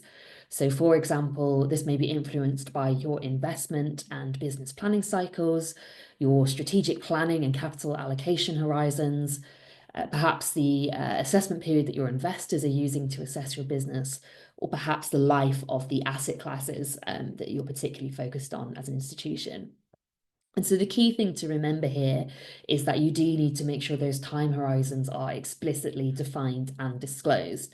So don't expect that your investors will necessarily know what you mean by short or medium term unless you give them a clear quantitative description of what that means for your business.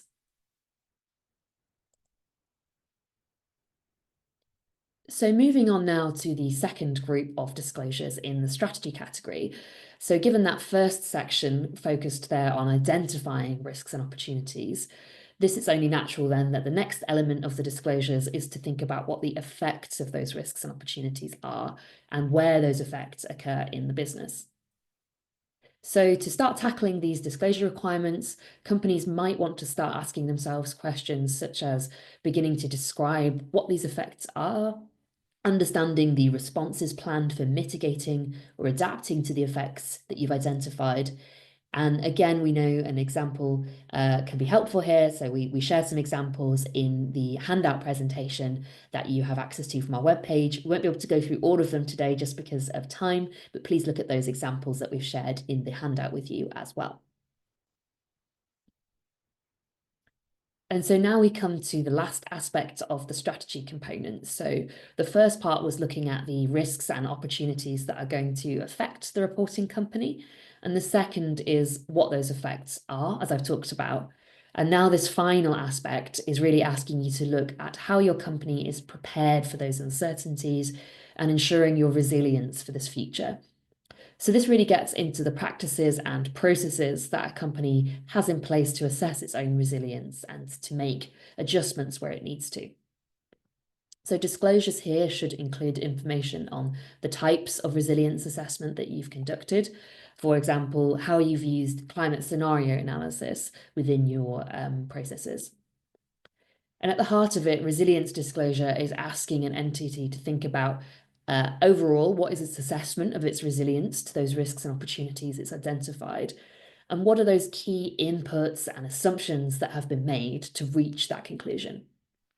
So we are going to dive a bit deeper into scenario analysis later, but some of the questions that you can consider asking internally when you're starting to disclose this information pertain to thinking about, how can you react? What's your capacity as a business to respond to those risks and opportunities you've identified? And how could climate scenarios support you in doing this? So, for example, if your business has identified that a particular change in weather patterns is going to affect the agricultural production of yields within your portfolio of agricultural investments, you should think about, what is your resilience as an investor to potential shocks that may come from that? And indeed, what is the resilience of the companies in your portfolio to those underlying risks? And how could you engage with them to better manage that?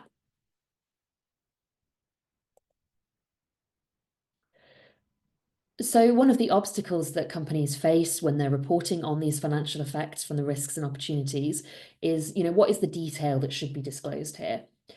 And so we often see that companies, when they're starting in this, and in the examples we provide in our handout, may provide only qualitative information initially describing these risks and their effect. But what about quantitative disclosures?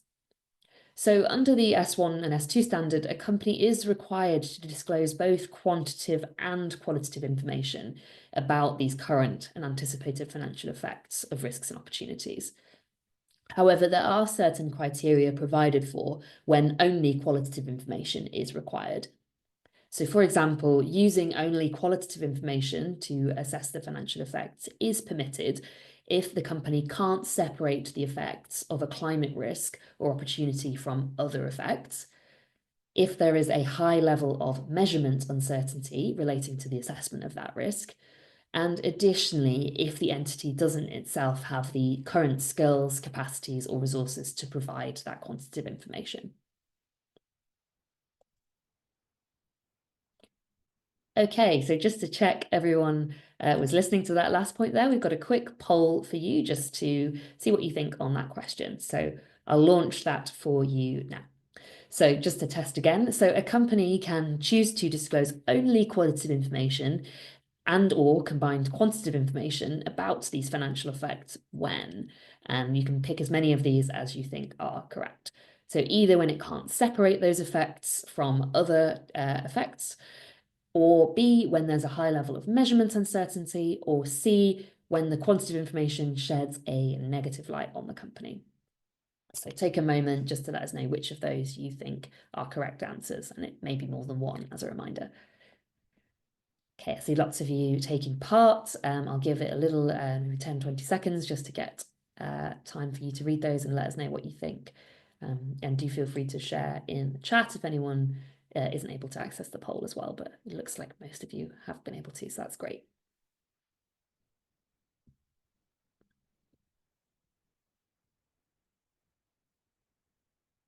Okay, give you a few more seconds. We'll always try and get to that 50% minimum participation, so I'll wait for a few more of you to give us your thoughts.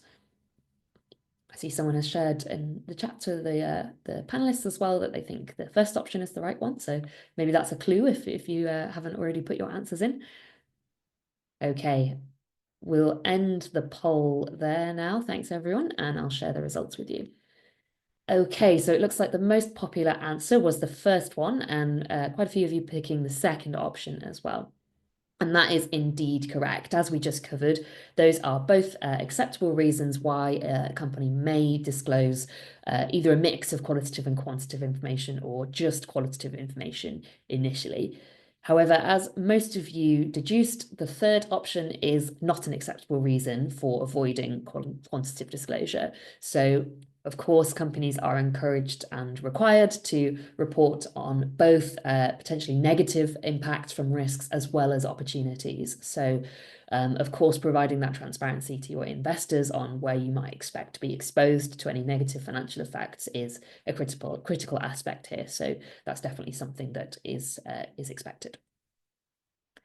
Okay, fantastic. I'll close the poll down then, and I'll be passing back over to Jan now. I know I've given you lots of concepts there, so of course bringing this to life with an example is very helpful. So thanks, over to you, Jan.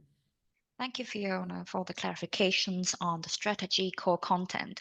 So now I'm going to present a disclosure example from NatWest, which is a bank based in the UK, which can potentially help us understand some possible ways on how disclosures on the strategy core content in S1 and S2 can be done. So remember, within the strategy core content in S1 and S2, reporting entities need to disclose their strategy for managing sustainability and climate-related risks and opportunities, including, number one, what these risks and opportunities that could affect the financial prospect could be, and number two, the current and anticipated effects of these risks and opportunities on the reporting entity's financial prospects. So this example shows how disclosures can be done when it comes to climate-related opportunities, covering both their own operations and through their offerings of services and products to clients, which is shown in the first and second columns here on the slide. And it also shows us the bank's anticipated effects on their own financial prospects, which we can see on the right-hand side column on the slide. So, for example, the first opportunity that this particular bank saw was about supporting customer transition to net zero. So this is about opportunities for the bank to provide climate and sustainable funding, lending and financing to customers to support their net zero transition. So more concrete examples of such funding and financing offerings have been elaborated in their disclosures report. But to give more context here, some of these examples include providing loans to support transport sector clients' decarbonization, issuing sustainability-linked loans and bonds, and providing bespoke advice to customers on overcoming barriers to retrofit their mortgaged homes, and services such as free energy performance assessment. So yeah, they also offered free energy performance assessments to their clients to help them transition as well. So through supporting their clients' transition to net zero, this bank anticipated positive contribution to an overall enhancement of the climate resilience of its business strategy and business model, which is disclosure requirement found in paragraph 9A in S2 under strategy, and also the anticipated effects on the bank's financial prospects of their opportunities that they have identified, which was also part of the S2 strategy core content disclosure requirements as well. And all of these financial prospects, effects on the financial prospects from these climate-related opportunities, you can see on the right-hand side column. I'll just give a few examples here. So it includes an increase in volume of climate and sustainable funding and financing an on and off balance sheet. So with that, the bank targeted to provide about 100 billion British pounds by the end of 2025 to support customer transition to net zero. And that would lead to an anticipated increase in balance sheet volumes through demand for new products and services that support such client transition. But then they also anticipated additional expenditure to keep developing new products and services to continue support their clients' transition. And but then it will, with these investments choices, they also anticipated a decrease in their financed emissions due to the potential decrease in their clients' transition, and hence also decarbonizing their own portfolio as well. Then moving on to the next section. So now let's look specifically at climate transition plan disclosures, as that is also part of disclosure requirements within the strategy core content under IFRS S2. So if the reporting entities have any transition plan. So specifically, as we can see in S2 paragraph 9A, reporting entities are required to disclose the effects of those climate-related risks and opportunities on their strategy and decision-making, including information about climate-related transition plan, if they have one. And then also in paragraph 14A in S2, it also mentions information about any key assumptions used in developing its transition plan and dependencies on which the reporting entity's transition plan relies, and how the entity plans to achieve any climate-related targets, such as any emissions reduction targets. It's also part of S2 strategy disclosures as well. So we'll briefly mention just a few key frameworks here that underpin transition plans for financial institutions, followed by a practical example here. Yep. So for financial institutions, there are many global initiatives towards net zero, aiming to provide joint efforts towards financing a net zero future. And one of these key initiatives is the Glasgow Finance Alliance for Net Zero, or GFANZ, which is a global coalition of financial institutions that are committed to mainstreaming the decarbonization of the global economy to reach net zero by 2050. And since GFAN's inception in April 2021, and through its practitioner-led network, they have worked and developed frameworks needed to turn financial institutions' net zero commitments into action. So as you can see here on the top, there is this GFANZ Net Zero Transition Plan framework that includes 5 elements. It is a little bit small. I apologize for the quality of the image, but it's on the top section on the green box on the right-hand side here. So it's foundations, implementation strategy, engagement strategy, metrics and targets, as well as governance. So actually this framework is similar to and has been incorporated into the Transition Plan Task Force Disclosure Framework, which is also known as the TPT framework. And since we will cover the TPT framework in a second, so I've picked a different useful resource from the GFANZ for our presentation today. So on the slide here, you can also see this figure, which nicely summarizes the GFANZ recommendations for the process financial institutions can consider to achieve the transition to net zero, which is listed on the top here. So following commitment, setting of decarbonization targets, designing an overall decarbonization strategy. At the end of the day, for financial institutions to really help the global economy reach net zero, they will have to work closely with their clients and portfolio companies to support and enable their client transition to the net zero, and also implementing their net zero commitments. So this support to clients or customers' net zero transition often requires the assessment of the client's transition performance and credibility. And in this regard, the GFANZ recommends that financial institutions consider sectoral decarbonization pathways. They recommend a number of metrics that can be used to assess or judge the level of a portfolio's alignment to the 1.5 degrees Celsius pathways. So, for example, one of such metrics would be implied temperature rise, or ITR, which is an absolute metric that translates emissions data into a likely projected end-of-century global warming outcome in degrees Celsius, estimating how much the Earth would warm if the entire economy behaved like this particular company or portfolio. Another metric is looking at the share or percentage of portfolio companies with science-validated 1.5 degrees Celsius aligned emissions reduction targets. And on the other hand, GFANZ also recommends measuring benchmark divergence. So what it means is that's a relative metric that measures how far a company or a portfolio benchmark or sector is from a 1.5 degrees Celsius aligned pathway. So this works by comparing the emissions trajectory of the portfolio or a company within a portfolio with a benchmark scenario, such as a science-based 1.5 degrees Celsius pathway. And there's also a metric, which is what GFANZ refers to as maturity scale alignment. So it works by grouping portfolio companies into alignment categories. So it can be aligned, aligning, or not aligned to a 1.5 degrees Celsius pathway. And depending on the status of the company or client, GFANZ recommends 4 financing strategies. So number 1, financing or enabling the development of scaling of climate solutions. Number 2, financing or enabling companies that are already aligned with 1.5 pathway, so if they're aligned, or also financing and enabling entities that are aligning with the 1.5 degrees Celsius pathway. So for those that are transitioning or on the way of transitioning. And finally, financing or enabling managed phase out of high emitting physical assets.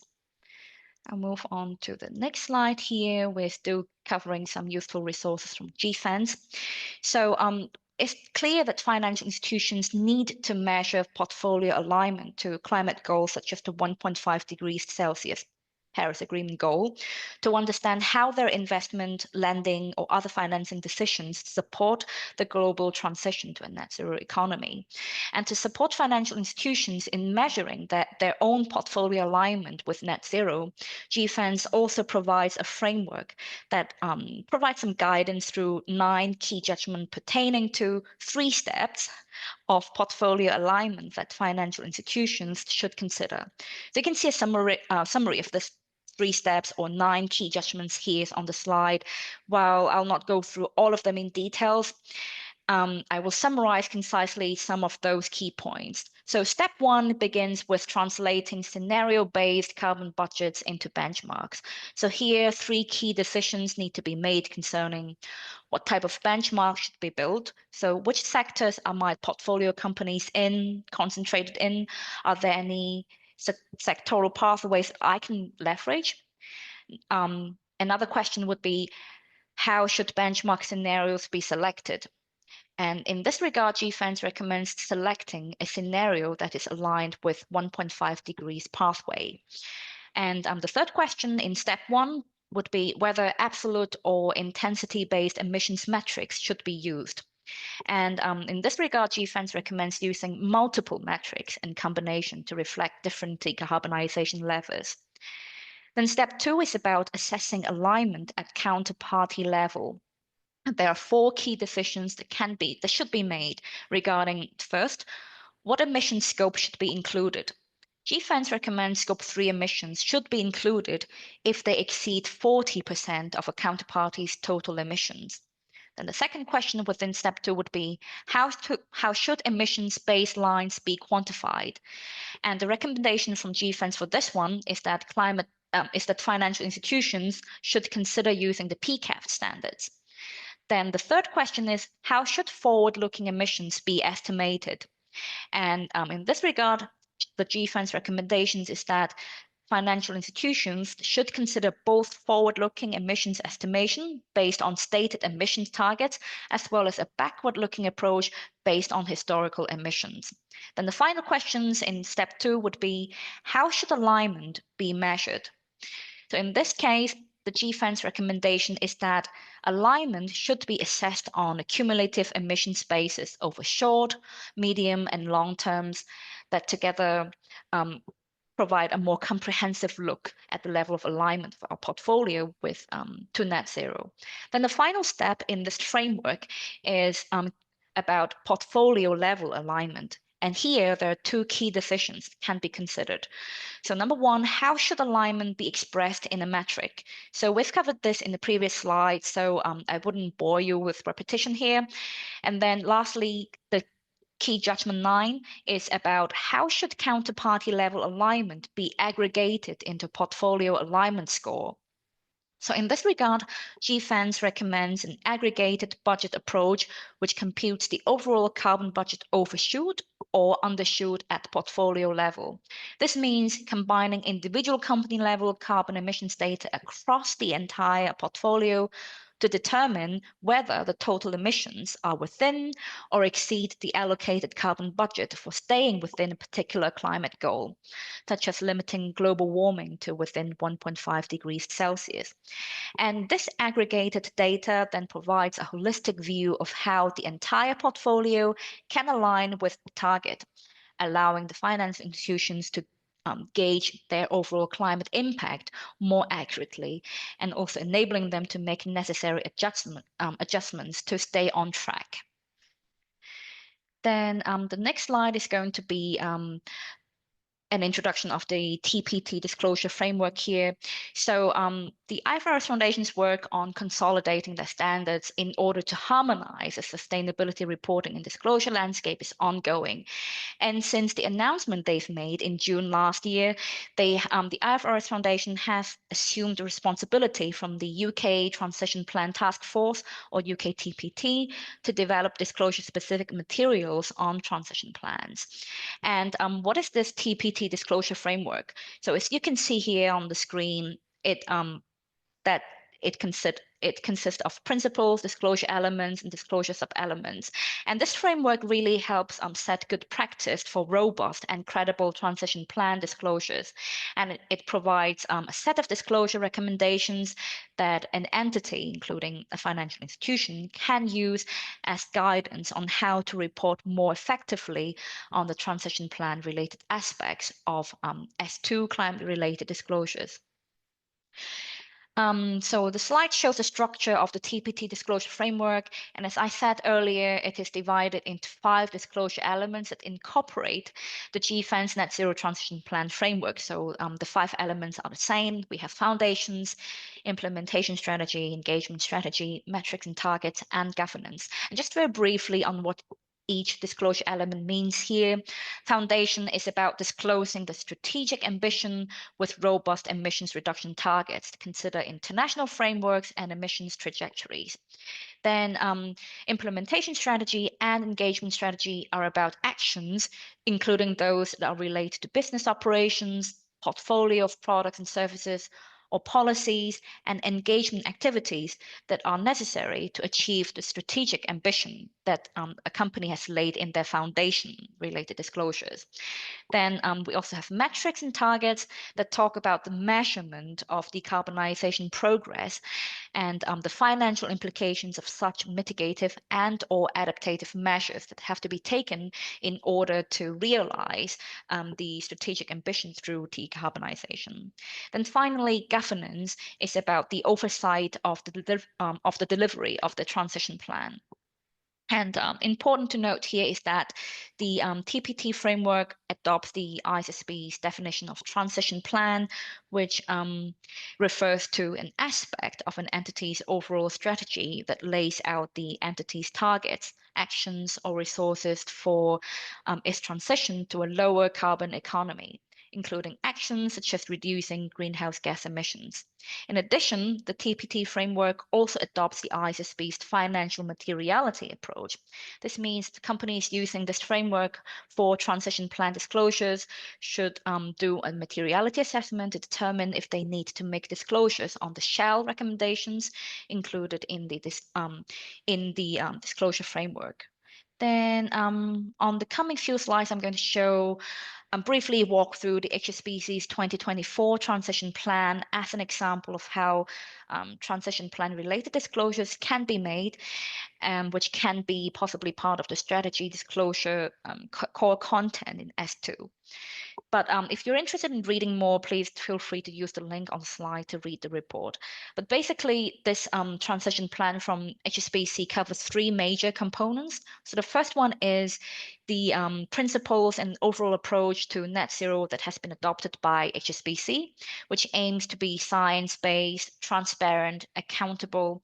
And this is augmented through the use of established frameworks such as decarbonization targets that were set that are science-based, so set through using the science-based target initiative, and disclosing financed emissions through using the PCAF standards, which we're going to cover a little bit later in today's presentation as well. And interesting to note here is that the Net Zero Transition Plan of HSBC also aims to integrate nature by financing and investing in nature-related solutions that can contribute to decarbonization while conserving and restoring nature. Then the second core component in their report is that the bank identifies key sectors whose net zero transition is what the bank is prioritizing in supporting. And these sectors would be energy supply, transport, heavy industry, real estate, food, forest, and other land use sectors, given the relatively larger carbon footprint of and also the bank's overexposure to these sectors. And thirdly, the report also includes an implementation plan that the bank has adopted to realize their strategic ambition of reaching net zero by 2050.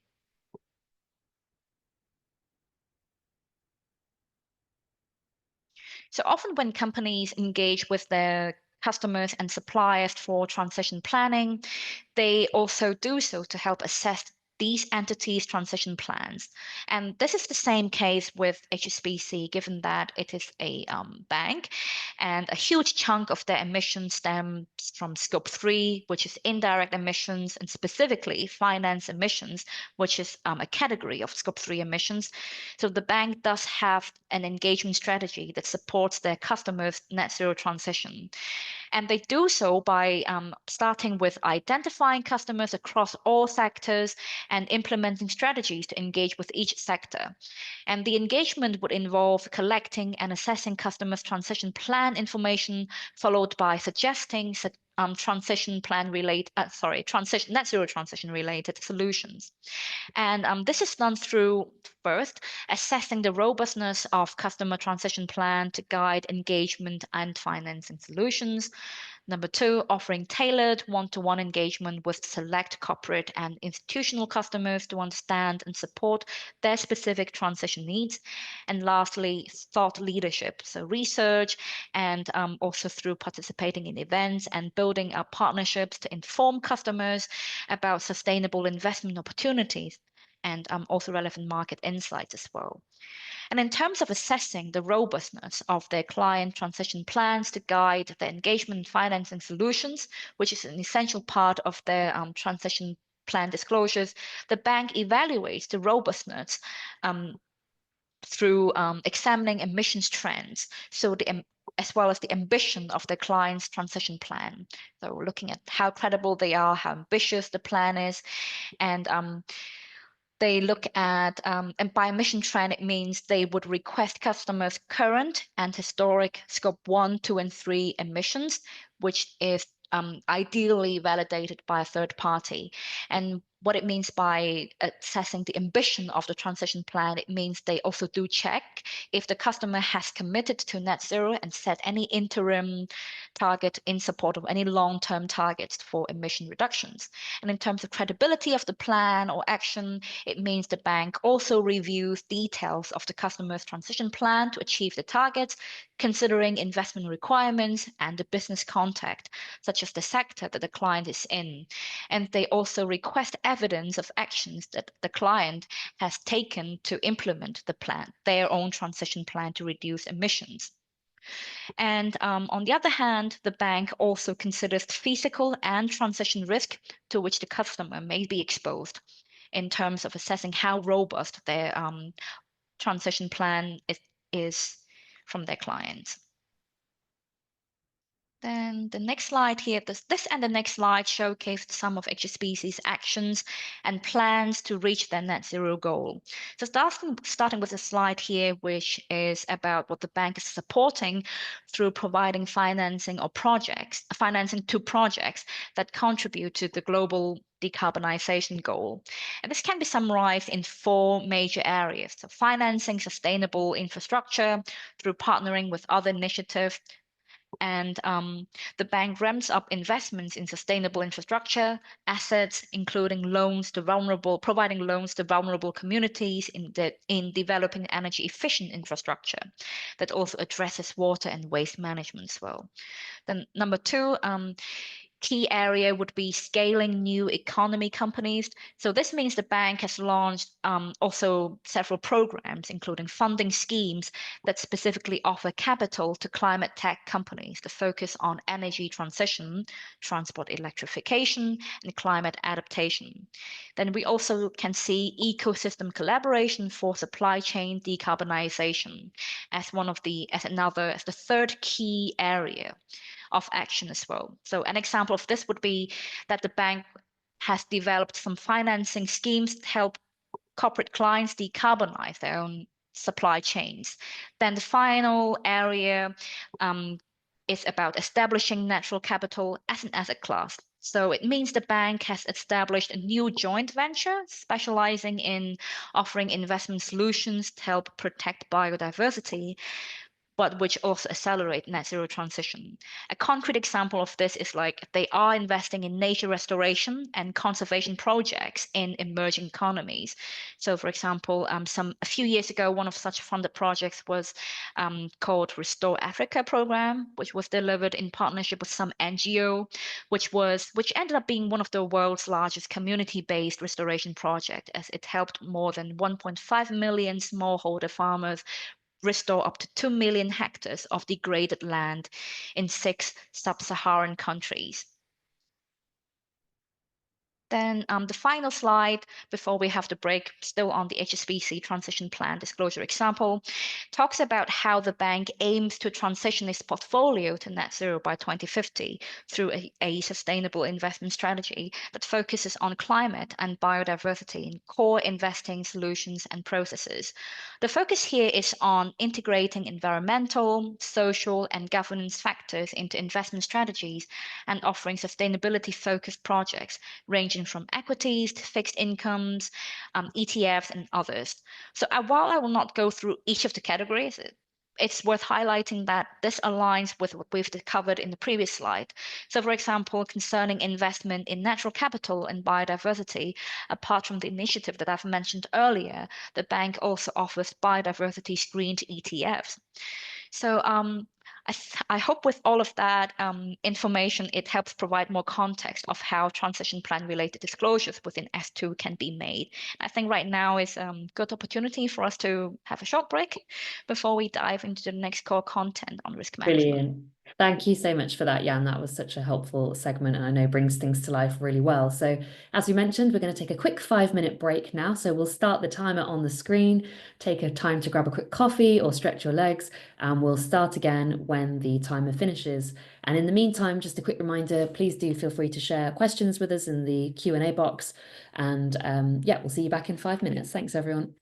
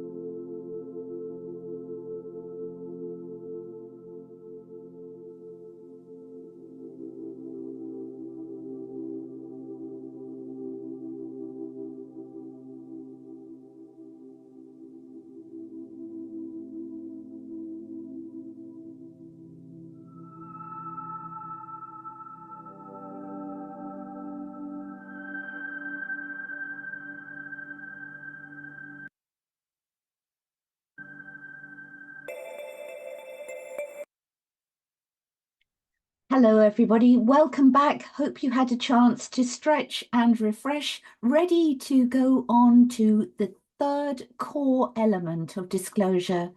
We've covered governance, we've covered strategy, and we're moving on to risk management.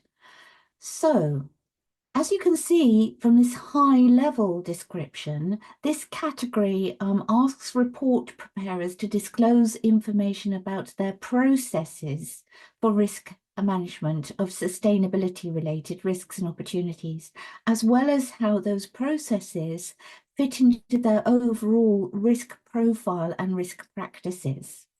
So when thinking about this, companies will need to ask themselves what processes and policies are being used to identify, assess, prioritize, and monitor sustainability-related risks and opportunities. And as a reminder, in the strategy content area, we were also talking about sustainability-related risks and opportunities and how they could reasonably be expected to affect an entity's prospects. So under strategy, you're asked to disclose that information.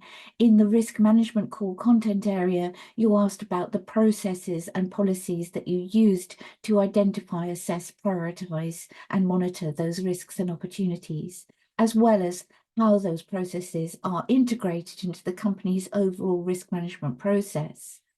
So you might want to start thinking internally within your organizations about what inputs and parameters are used for risk management, how sustainability related risks and opportunities are prioritized within your overall processes, what criteria are used for assessing risks and opportunities, including nature, likelihood, and magnitude, how you monitor sustainability-related risks and opportunities, and whether and how processes have changed during and since the last reporting period.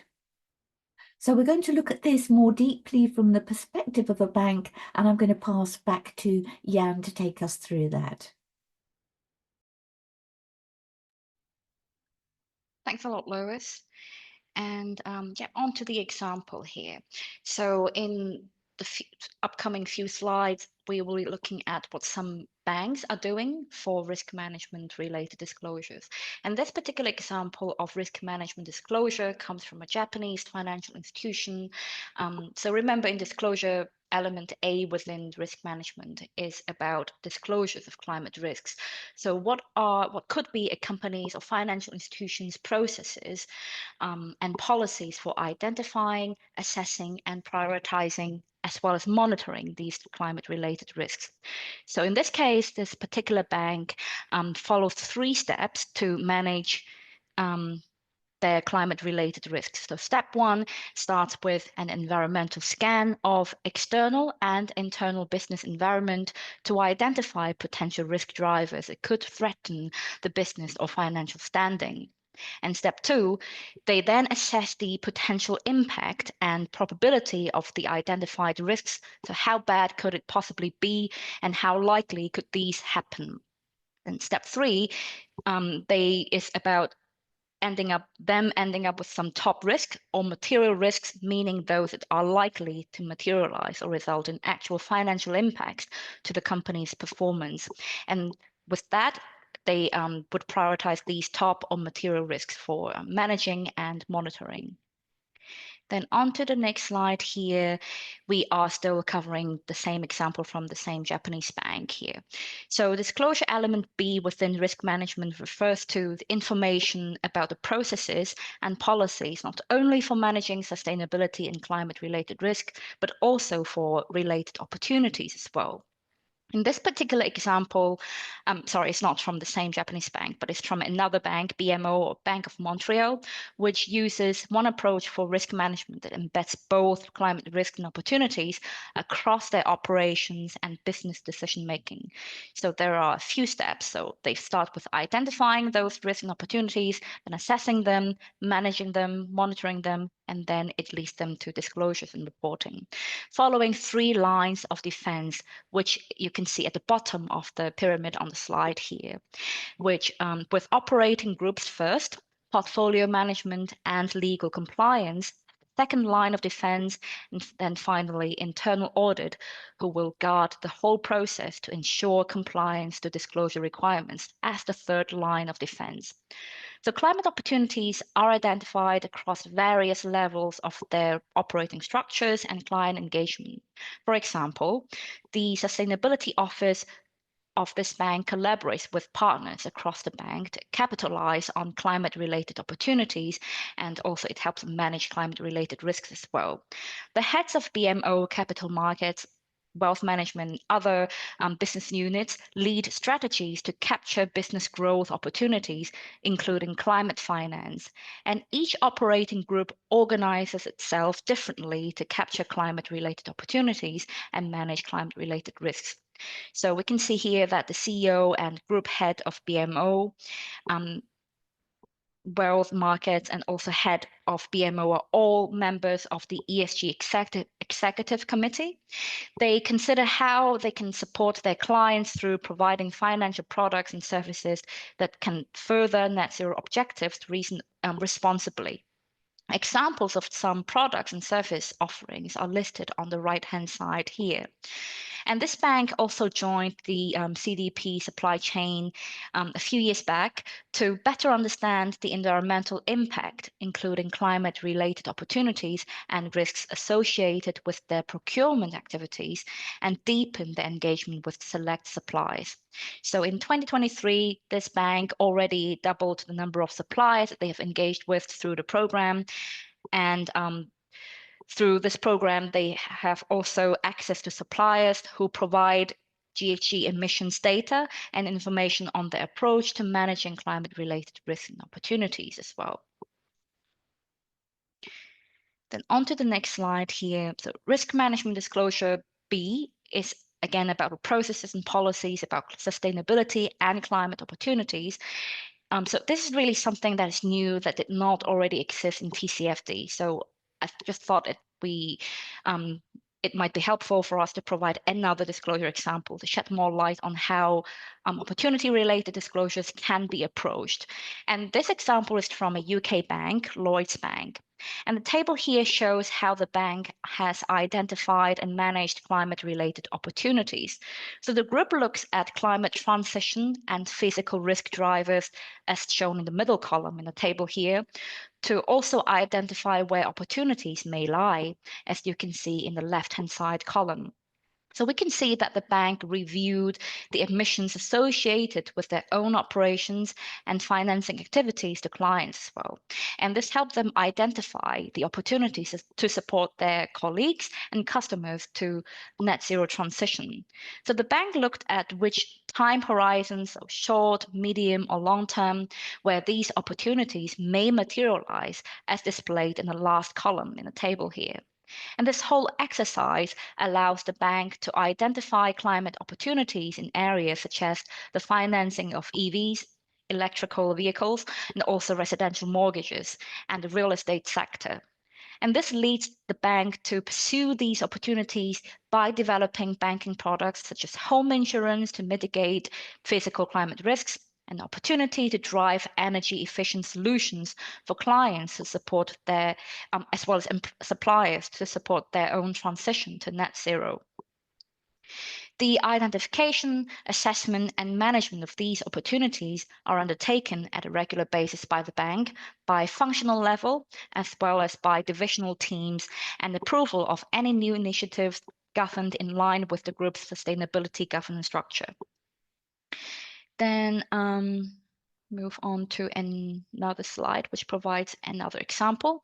And this one is on disclosure requirement C under risk management core content, which is about how the processes to identify, assess, prioritize, and monitor sustainability and climate risk and opportunities can be integrated into the enterprise overall risk management practices. And here's an example from, again, Lloyds Bank, which has embedded climate risk and opportunities into their own enterprise risk management framework. So they have done so by considering climate risk as its own principal risk, which to them refers to a board-approved enterprise-wide risk category. And then they integrate that risk with other principal risks, such as credit risk, operation risks, data risks, so that the board can regularly review and update their strategy to manage these principal risks based on the information reported by different units within the bank. The enterprise risk management framework is also what the board revisits regularly. And to do so, they consider both the strategic risk themes, which is shown as the black colored columns on the left here, and how they relate to pertinent risk and opportunities, shown as emerging risk by theme, which is shown in green on the right-hand side column here. And these have been identified through collaboration between different functions across the bank and also with regulatory and industry bodies as well.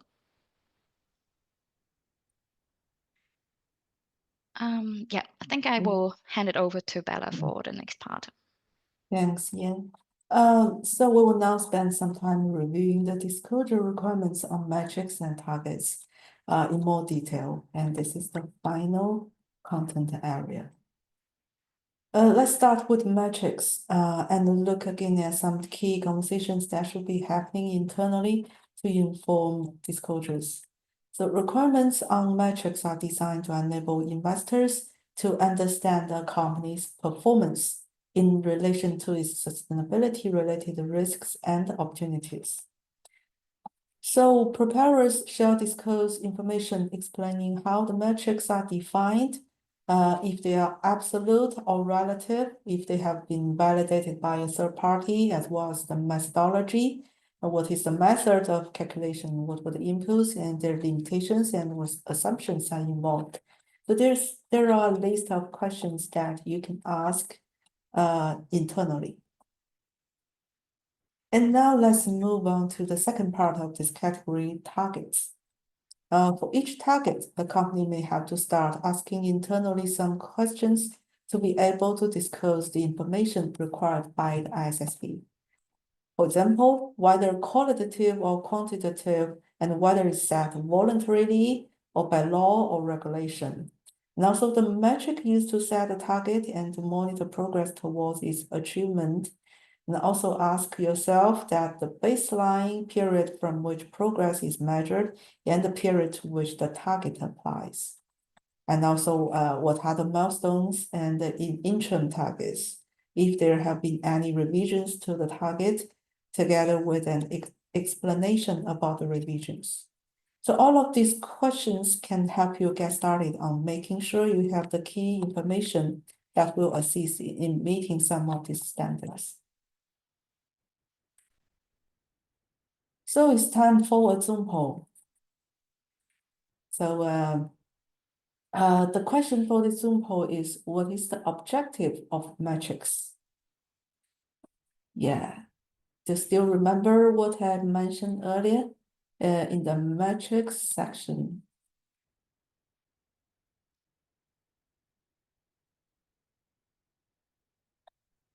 And let's wait a few more seconds to get more participation. Okay, so this is a multiple choice, which means you might find not just one option is right. Okay, so I'm going to end the poll now and share results. As you can see in the result, 91% answered said option 1 is correct, and 57% answered support for option B, and 40% support option C. Well, let me just announce the correct answer. The correct answer is option A and option B. So as you can see from the standard, in the ISSB standard, especially for IFRS S2, metrics are to help understand performance in relation to sustainability-related risks and opportunities, and to understand the progress towards any particular targets. So that is the correct answer. So what I mentioned earlier is requirements on metrics are designed to enable investors to understand the company's performance in relation to its sustainability-related information. Yeah. So let's continue with the presentation. So it's time for us to talk about some of the climate-specific considerations for metrics and targets. Okay, the first topic is GHG emissions metrics. So questions on GHG emission often come up in questions on metrics and targets disclosures. So we wanted to address some of these briefly.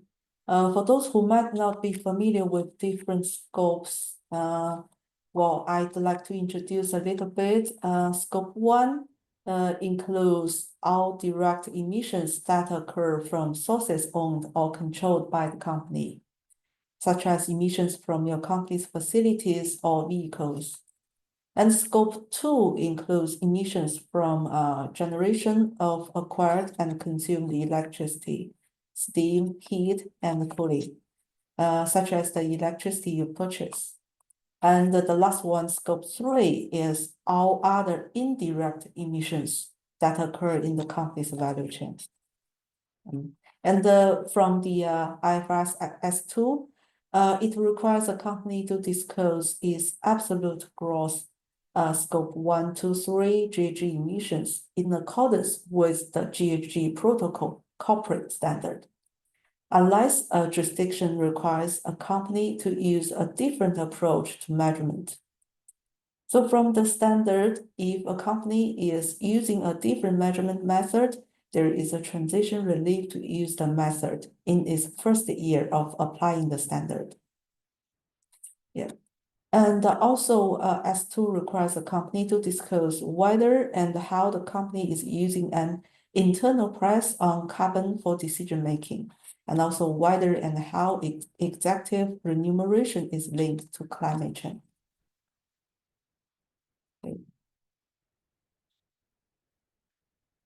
Okay, it's time for another example.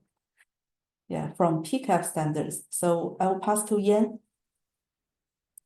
Thanks a lot, Bella.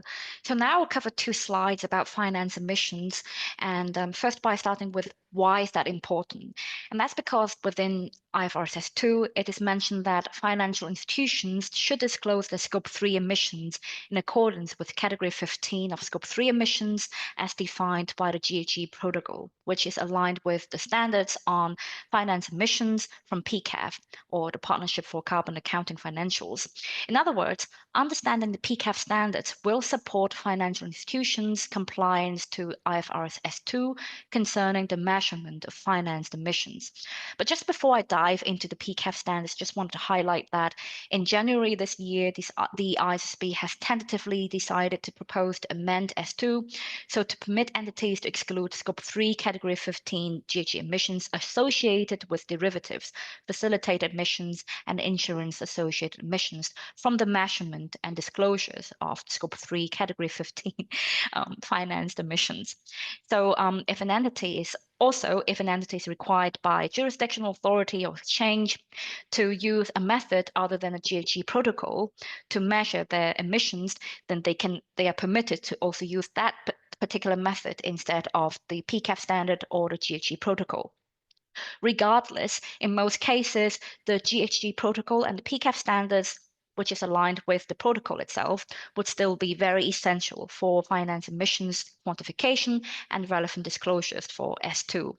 So a bit on the context here, the PCAF is a global financial institution-led initiative that is developing standards and a set of formulas you can see on the slide here that help financial institutions assess and disclose their finance emissions as related to different asset classes here.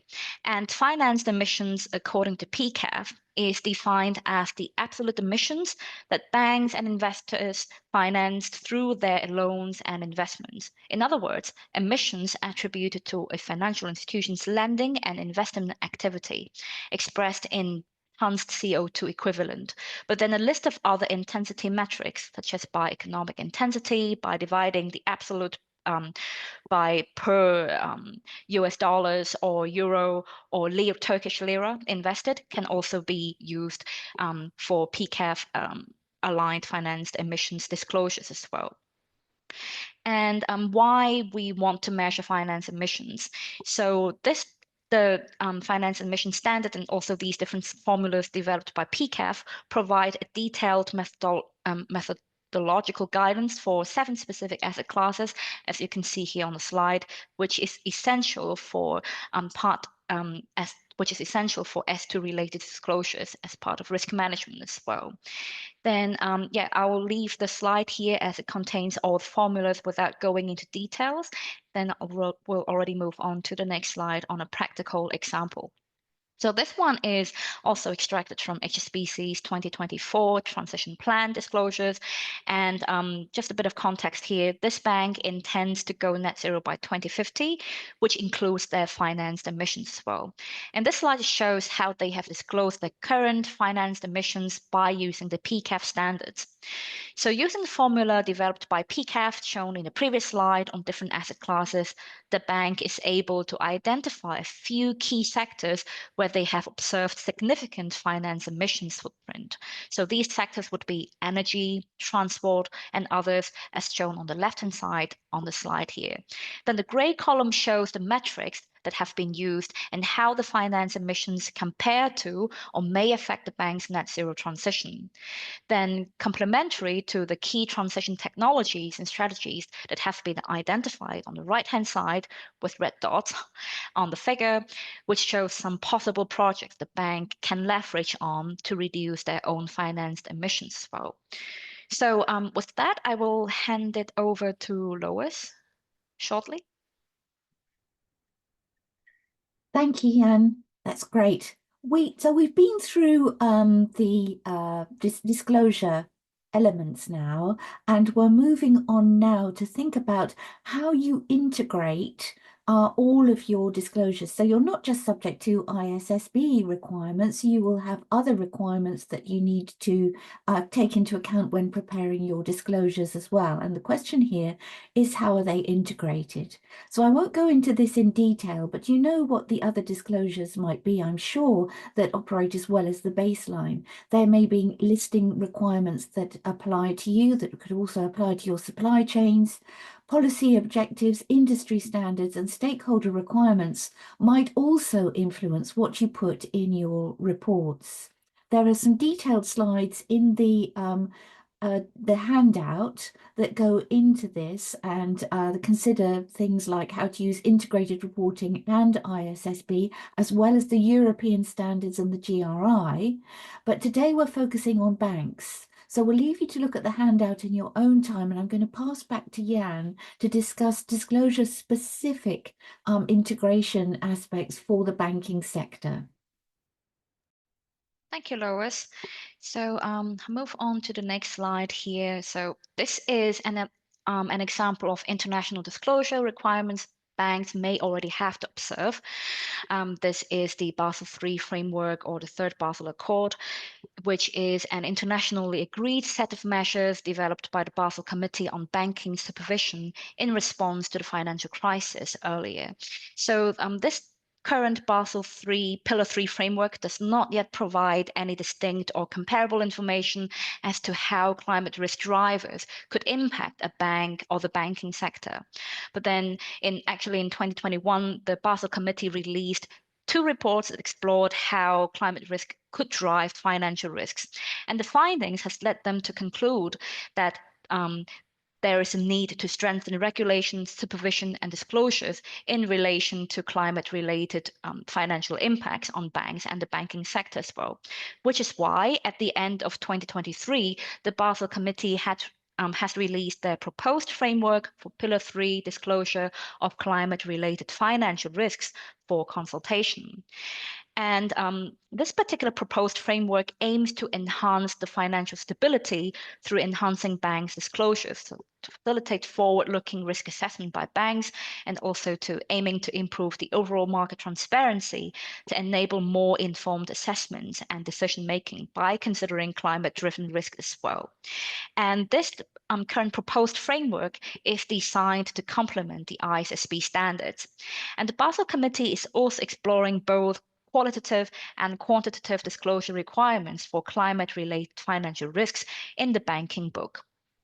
So some examples of qualitative disclosures that is currently in the proposed framework can include information on governance. So, for example, governance structure that is overseeing climate-related financial risk and opportunities in a bank. It also covers strategy. So, for example, identification of climate-related financial risk that could reasonably expected to affect the bank's financial prospects. And it also covers risk management. So again, about processes and policies the bank can use to identify, assess, prioritize, and monitor climate-related financial risks. And on the other hand, they also cover an aspect called concentration risk, which, for example, could be banks' material exposures to transition or physical climate risks, such as if there's any concentration of portfolio companies in particular sectors or geographical regions that might be more vulnerable to or exposed to transition and physical risks.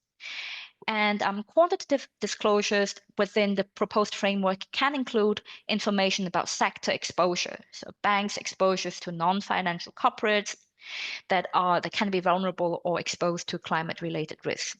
It also includes quantitative information about financed emissions and exposures to physical risks as well. In addition, the Basel Committee is also considering establishing requirements of disclosures using bank-specific metrics. So one example of what the committee is currently considering, in which is also given in their proposed framework, is concerning credit risk. So the committee is considering whether or not to disclosures of risk exposures by credit quality of loans would make sense, since they believe such disclosures with this particular metric could help market participants understand the credit quality of exposures based on bank sectoral and geographical location. Then the committee may also be requiring some forward-looking disclosures, such as some forecast of climate risk exposures by using scenario analysis and how that may affect the bank's financials. But it's important to note that these are just within the proposed framework, and how the disclosure framework will end up looking like is still subject to the round of consultation and review before it may be transposed to national regulations. And the latest update came from the Basel Committee in November last year. So they have reaffirmed their expectation to implement Basel III in full, including this proposed framework for climate-related risk, financial risk within the Basel III disclosure framework as well. And they anticipate the finalization of their review process of this proposed framework for climate disclosure, climate-related financial disclosures within the Basel III framework in the first half of this year. So we may want to stay tuned and for any updates that may come. Then, yeah, I think I will hand over to... Yep, that's me next, yeah, Jan. Fiona. Thanks. Thanks so much. That's super helpful context. Okay, so this brings us to the end of module 2. So I'm just going to skip past the Zoom poll, I think, in the interest of time, so that we get a little bit of time for our next activity. So I shared the link to Menti in the chat with you again there. And what we wanted to reflect on in this exercise, a little bit of a quick fire exercise, I think, this time, but just take a quick moment to think about the key gaps that you might need to address in your current disclosures or internal processes. So thinking about where you are now, and from what we've heard so far of the requirements, where do you see your immediate gaps as being, or things you need to consider? So of course, we really recommend at the start of this process, as you're thinking about how to align, that a structured gap analysis is the best way to really understand and develop your plans. So we include a checklist within the homework assignment that we've shared with you that can support you in that and help you to think about those areas. But as a quick exercise, let's just get an immediate sense from you all of where you think those gaps might be. So I'll just quickly share screen and we can see what you guys think.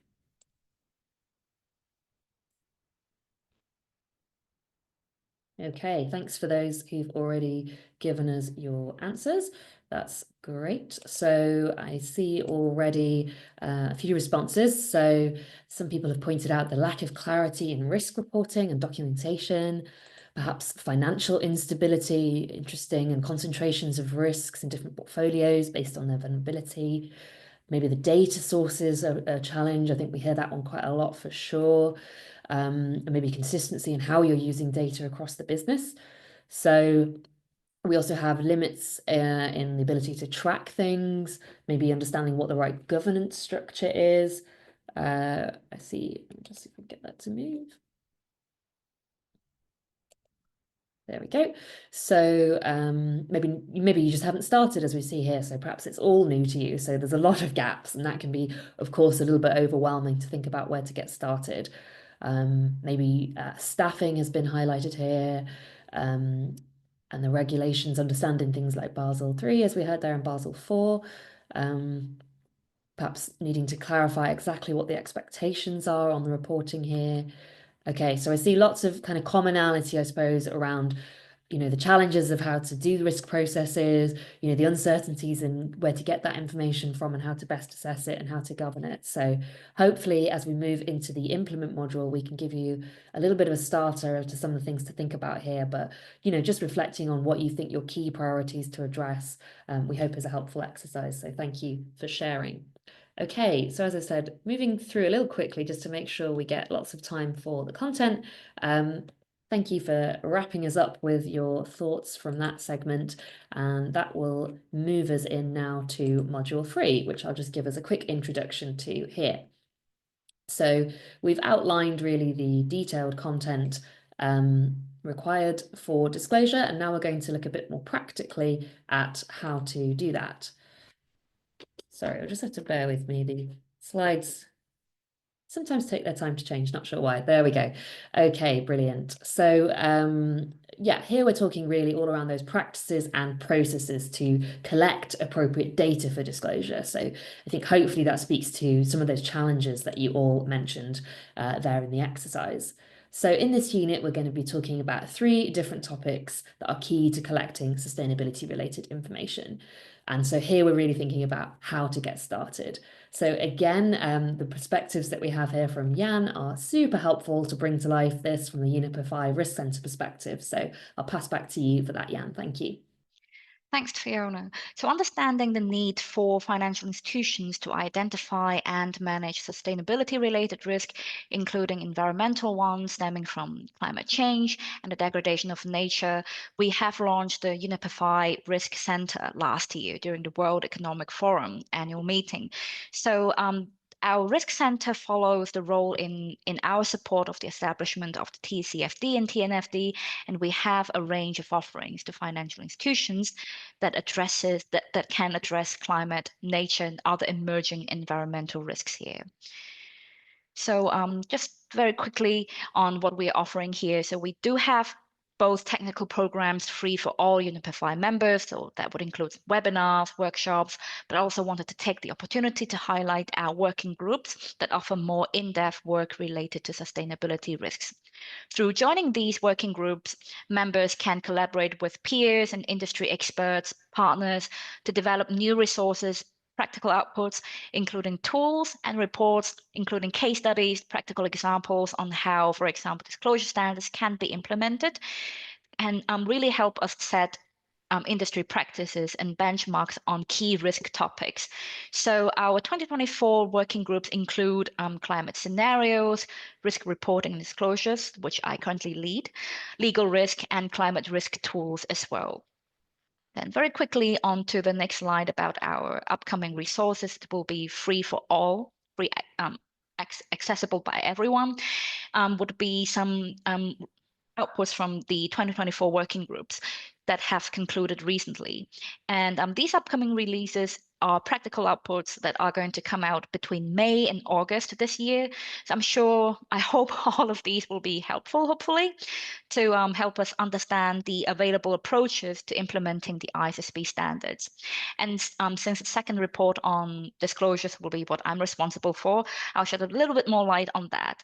So this particular resource will look into important topics such as jurisdictional uptake of ESG reporting disclosure frameworks or standards informed by IFRS S1 and S2, like summaries of what they include, which companies they apply to, and we will also include some practical case studies from both financial institutions and real economy companies, particularly on materiality assessment and also transition planning related disclosures, by juxtaposing them to IFRS S1 and S2 disclosure requirements. So I hope these new resources will be helpful, and please do stay tuned if you're interested.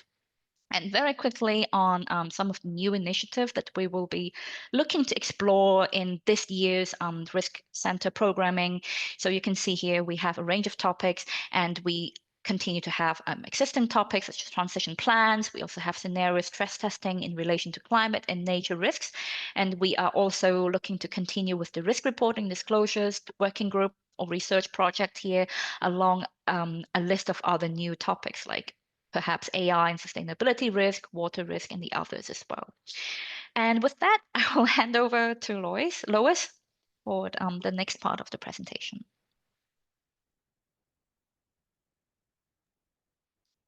Jen, I think it's actually you again now, if that works okay, Oh, yes. on the implement side of things. Sure. Then let's move on.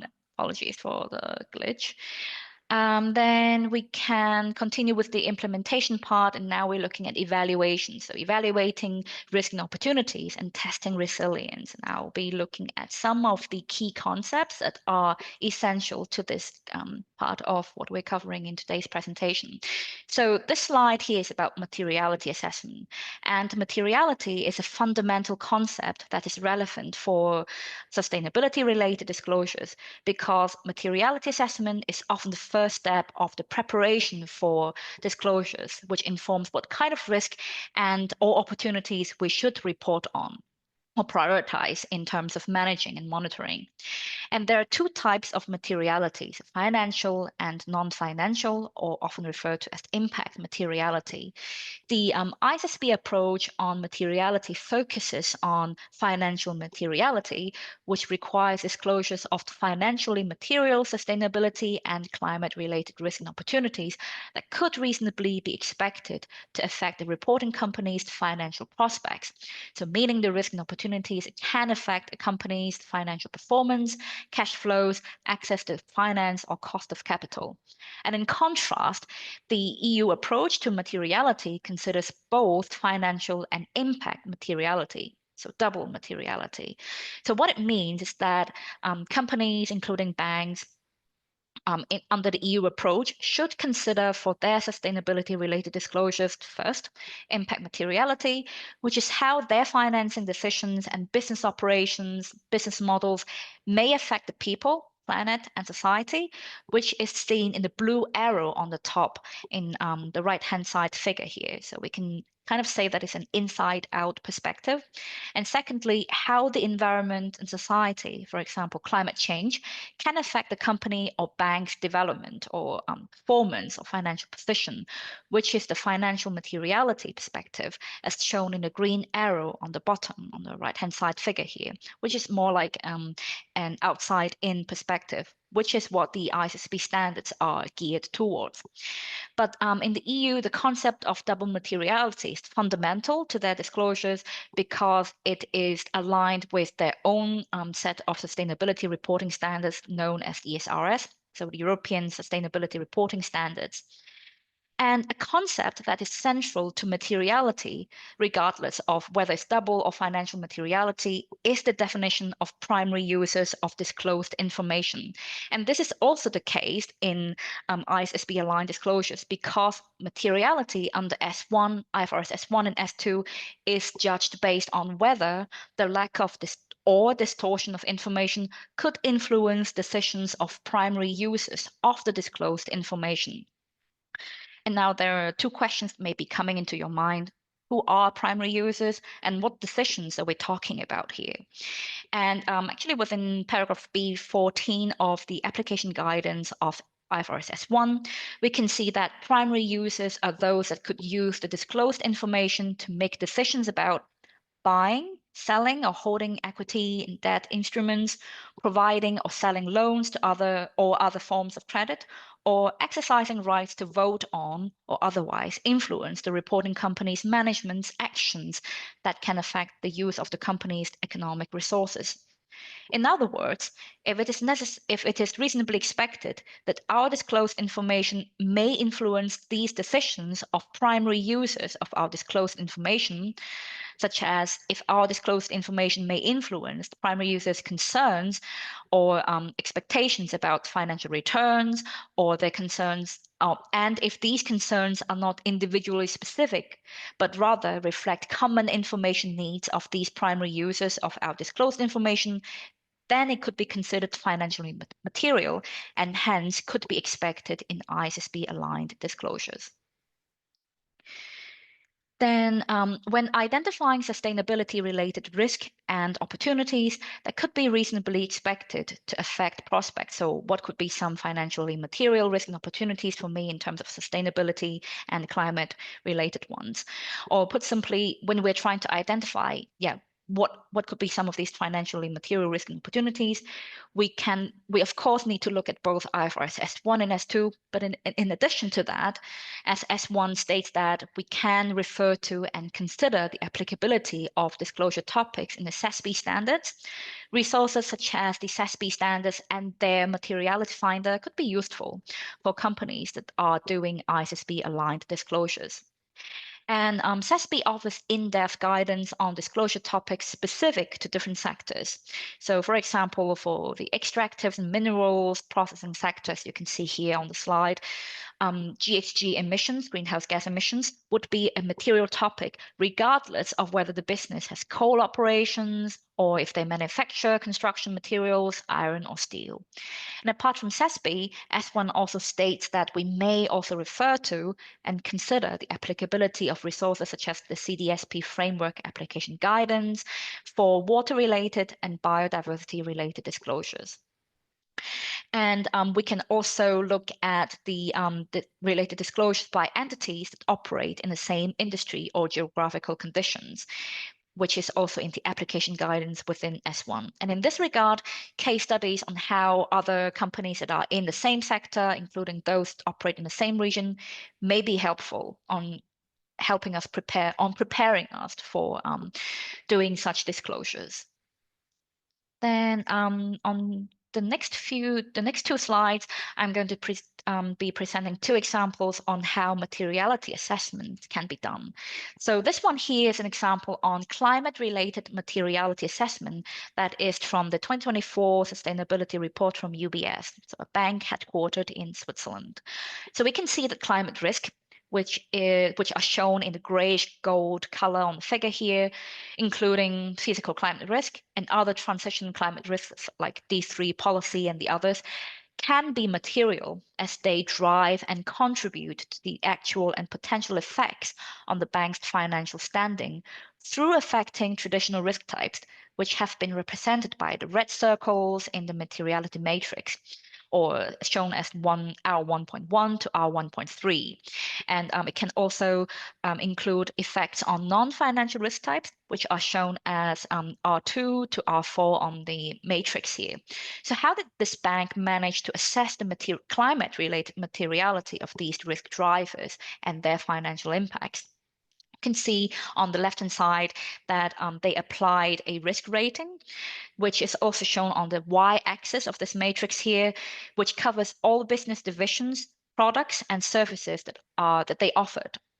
So the bank first evaluated the inherent risk at the product or service level, for defining the levels of pre-mitigant risk to the bank across financial and non-financial risk types. Then they found that climate risk drivers may result in effects on the bank or their clients. If they find climate risk drivers may result in effects on their bank, on their own or their clients or investees or assets, then they will decompose these climate risk drivers to articulate the transmission channels of how these climate risk drivers actually ended up in as if financial effects or economic effects in both financial risk types and non-financial risk types. And the transmission channel value chain that the bank has defined how they've done that, including considering a number of factors. So number one, what is the climate risk driver? Is that climate policy? Is that some emergence of low carbon technology that could be relevant for transition climate risk considerations? They also considered the transmission impact and the channel. So through counterparty assets or directly to the bank itself. They also considered the type of channel. So for example, is that corporate debt asset, is that retail counterparty? Then they also consider the impact driver. So for example, considering the credit worthiness of particular clients, then the impact metric that they used would include something like credit probability of default and LGD. And then the type of traditional risk category across financial and non-financial risk would include liquidity for financial or regulatory compliance, or reputational for non-financial, as an example. And they also applied some qualitative differentiators to their climate-related materiality assessment by considering the sectoral concentration. So looking at whether any portfolio companies, whether they have any significant concentration of portfolio companies in what they consider to be high-risk sectors that could be vulnerable to or more exposed to transition and physical risk. And at the end of the day, they, of course, also considered the mitigants, both internally and externally.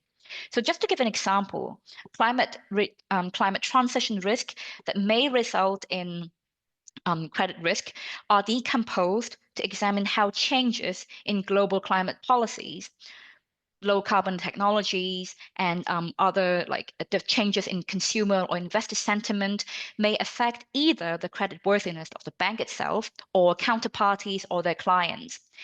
So in summary, the risk rating on the y-axis considers, again, the inherent risk at product service level, the effects of climate risk drivers, and the climate risk transmission channels, primary risk differentiator. So as I mentioned, any portfolio concentration in any high risk sector. And they also considered any risk amplifier, such as if there's any possible effects from the macroeconomic feedback loop. Then on the x-axis here, we can see the time horizon of when these climate risk drivers and the effects on the financials may materialize. And in this particular report, the bank defined short term as 3 years, medium term 3 to 10, and long term as more than 10 years. But it is important to note that IFRS S1 and S2 do not apply the same definition, and actually how the reporting entities define their short, medium, and long-term time horizons is required for disclosures.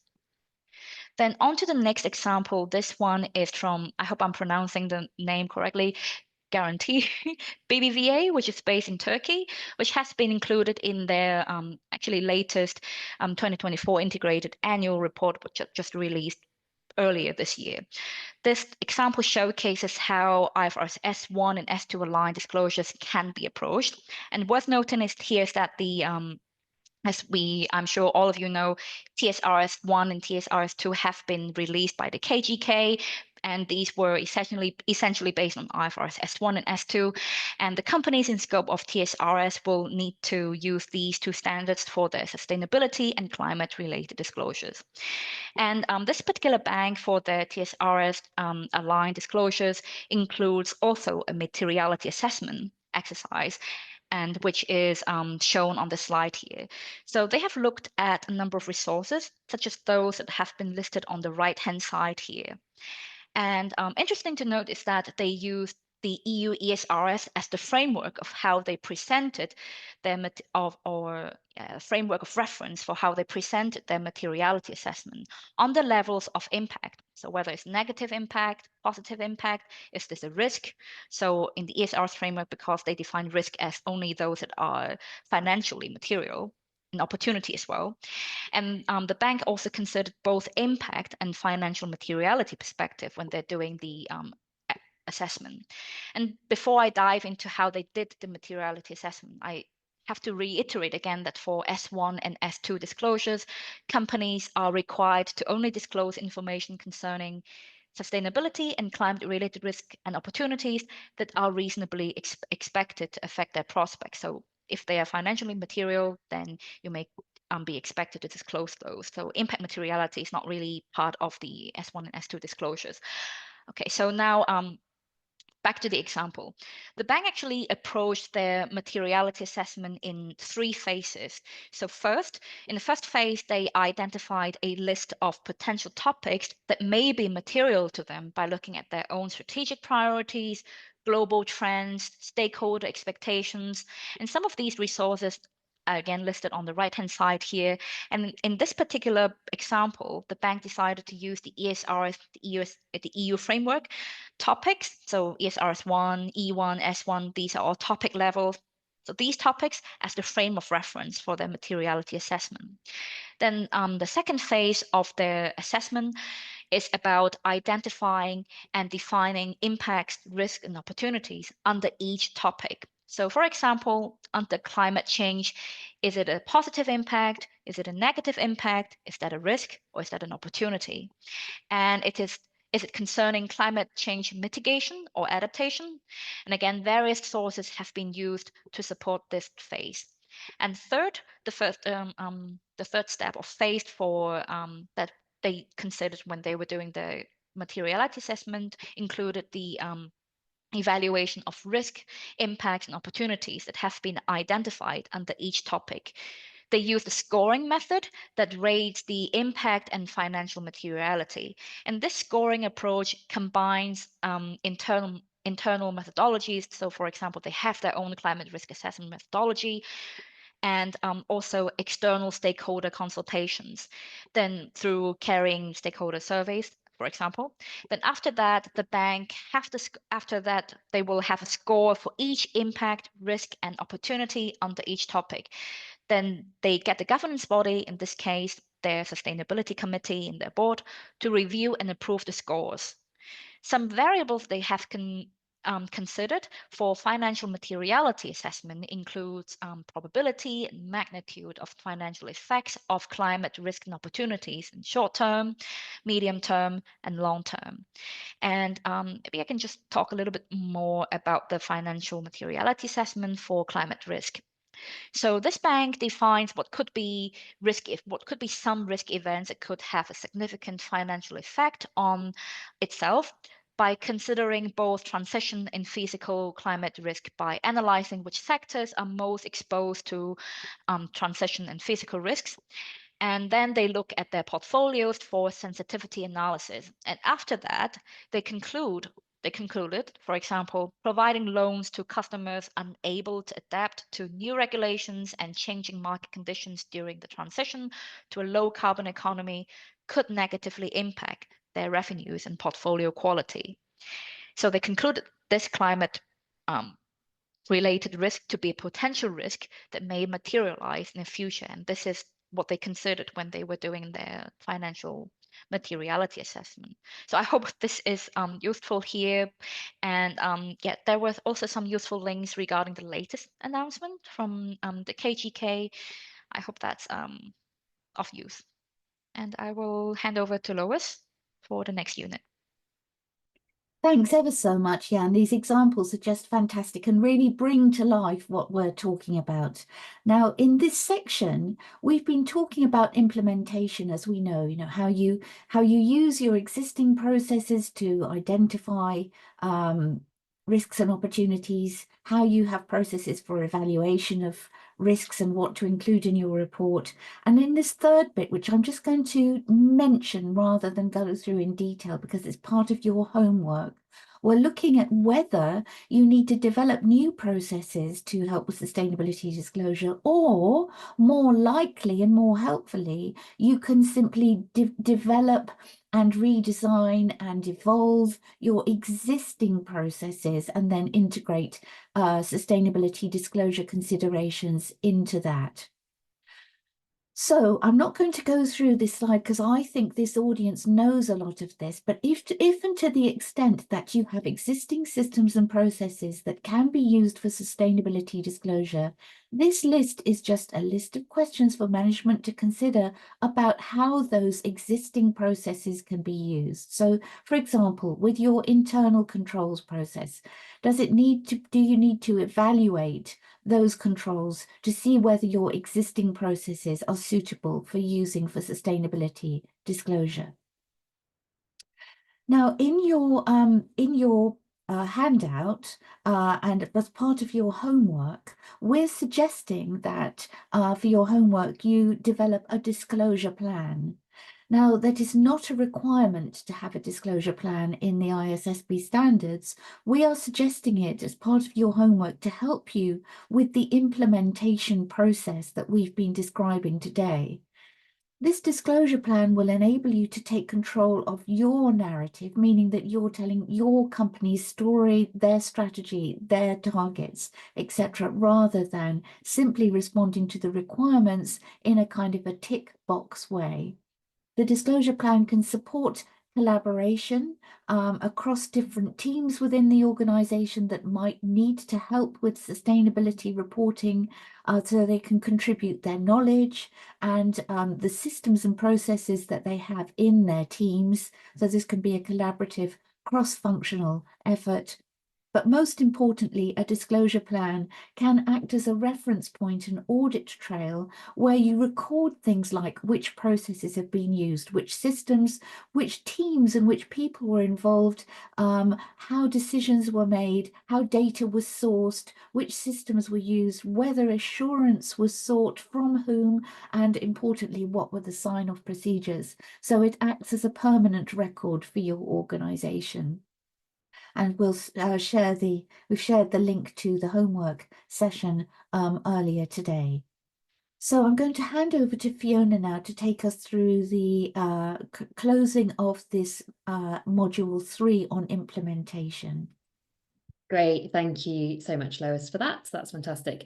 So yes, that brings us to the end of module 3, and we hope that's been really helpful. So I will just quickly do this poll with you in the interest of time, but let's have a little quick fire poll just to see what you think and test your thinking on this question. So the question is a disclosure plan required by the IFRS Sustainability Disclosure Standards?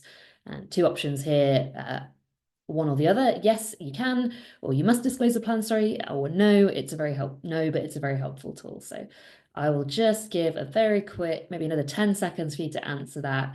Let us know what you think.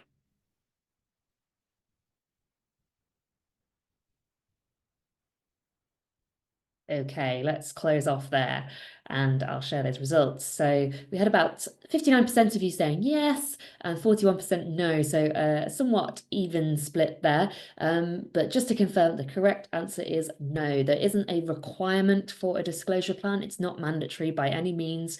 However, we would really encourage you to do it because it's very helpful. That's why we're talking about it so much today, and that's why our homework is structured that way. We do think having that structured plan to inform your disclosure is very useful for you, but not mandatory.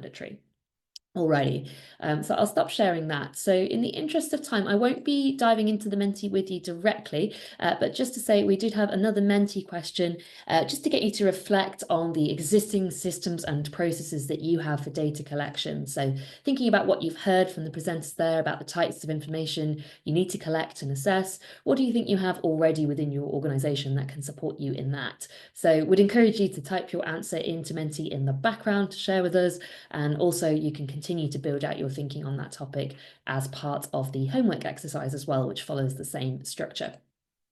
And Lois has shared that link again in the chat with you there to access that. But with that brings us into our final module, module 4, which Bella will be taking us through. So thanks again, Bella. Thank you, Fiona. We are now on to the last unit of this training, which focus on the when and the where of disclosure of sustainability-related financial information. So in the last unit, we have 3 main sections. Yes. Okay, so to get us started, we'll look at the location and the timing. In this section, we are looking to clarify where disclosures on sustainability-related information should appear and the frequency and timing of the disclosure.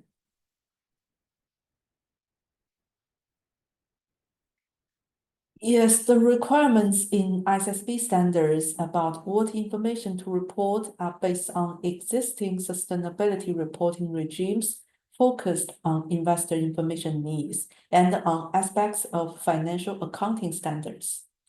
And you can see that ISSB and the GRI reporting standards share some content requirements. For example, what to report. But the ISSB standards are focused on investors' information needs and the decision making. In particular, information about risks and opportunities that could affect companies' financial prospects. So both organizations take different approaches to defining materiality, but they are not competing. The GRI approach is set out and understood among sustainability practitioners, while the IFRS approach is familiar to accountants and relies heavily on management judgment. For example, aligning with existing corporate risk management processes. And yes, some of the impacts identified as material may also create sustainability risks, which could be so significant that they are important to disclose to investors. Well, given that we hear different references to types of materiality with different reporting standards and frameworks, let's briefly review here what we mean by material information for the IFRS S1 and S2. So let me repeat the definition. Information is material when it influences decision of primary users of general purpose financial reports and informs their decisions about providing resources to the company, buying, selling, or holding equity and debt instruments, and also loans and other forms of credit, and also voting on or otherwise influencing management's action that affect the use of the company's economic resources. So you should also consider the characteristics of the investors and the company's own circumstances. And different investors can have different and sometimes conflicting information needs. Sustainability-related financial disclosures are intended to meet the common information needs of investors.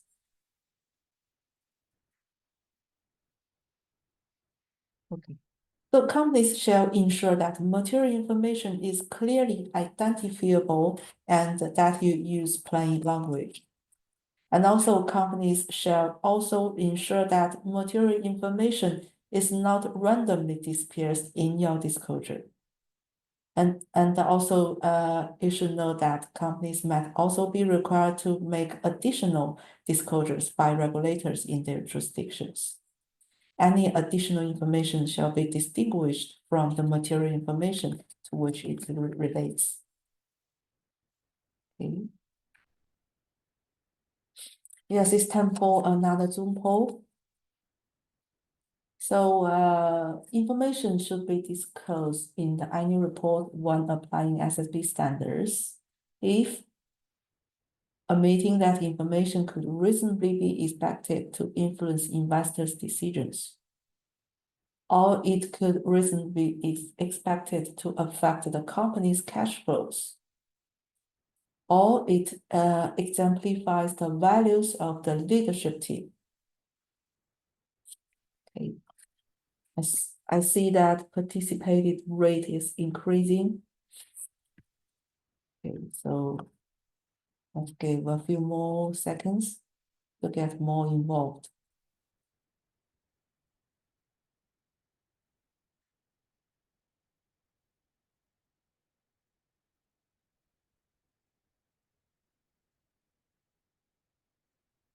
Okay, so I'm going to end the poll here and share the results.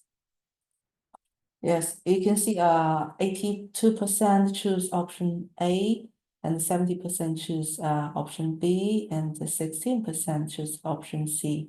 I think most of us have done the has chosen the correct answers. So the correct answers are option A and option B. So if for option C, unless it has been determined the particular values being exemplified are expected to have a financial effect on the company. Otherwise, this may not be information that is necessary. Okay, so let's move on to where to report for SSB. The disclosure under the SSB standards has to accompany the financial statements and be part of the same general purpose financial reporting package. But S1 doesn't say where in that reporting package the information shall be provided. This is designed to allow jurisdiction-specific requirements on the location of reporting. And the most important factor to consider here is to ensure that sustainability disclosures are provided as part of the same reporting package as the company's financial statements, which means, excuse me, which means sustainability disclosures must be provided.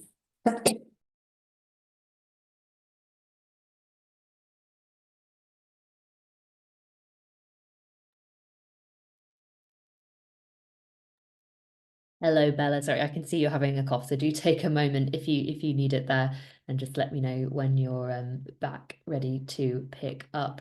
But yes, in terms of where to report the information, Bella was just covering there, of course, that we're seeing quite a lot of examples here of challenges where to put this information. So of course, S1 doesn't say where it should be put, but the the jurisdictional requirements here also provide guidance on this. So the most important factor is to ensure that disclosures are part of the same reporting package as your financial statements, and they cover the same reporting period as the financial statements, and ultimately go through the same governance processes and leadership teams to see that.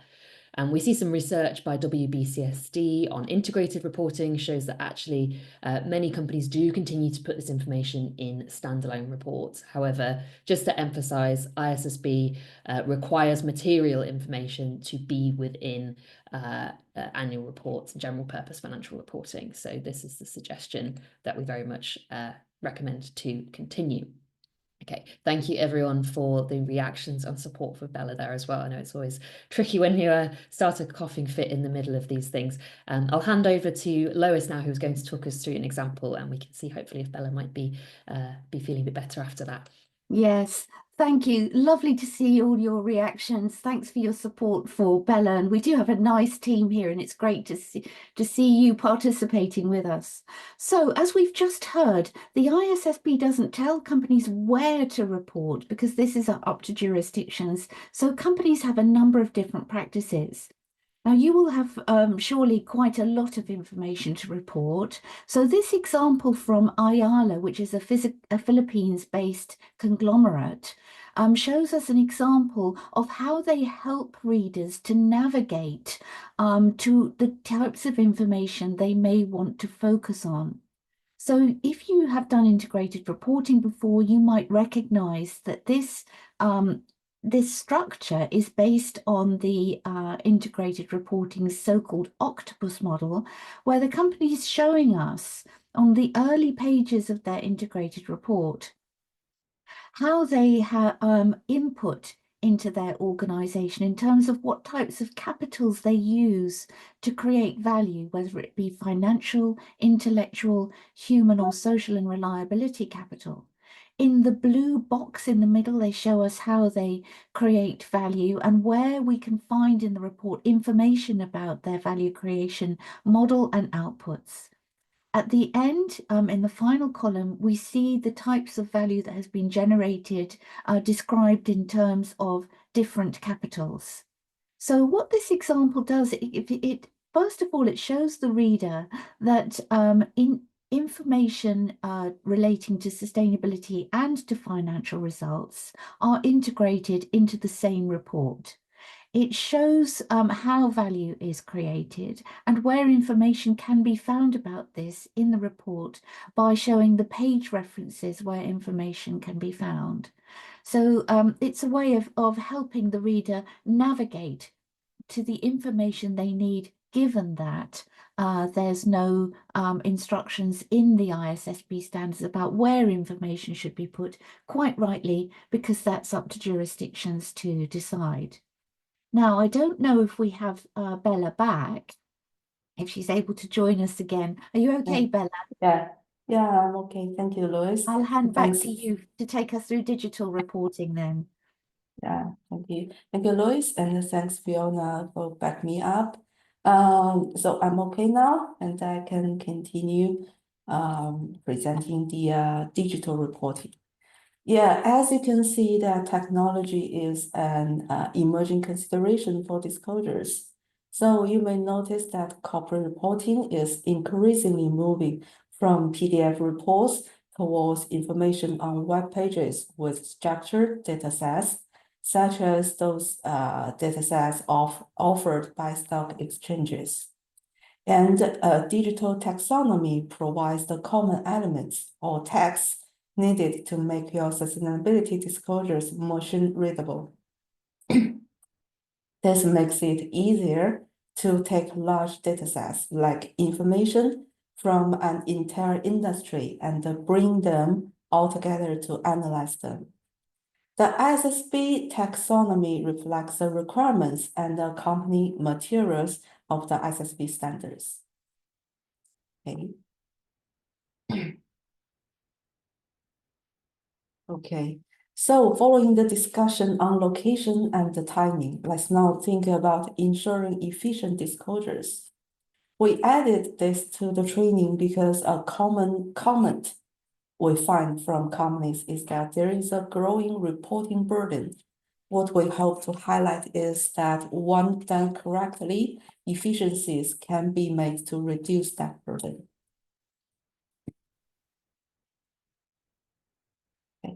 So first of all, it's important to understand what effective communication looks like and what is required. Often companies think that if they just put all the information they have into a report, then everyone will be satisfied. However, this would be against the core concepts, in particular fair representation.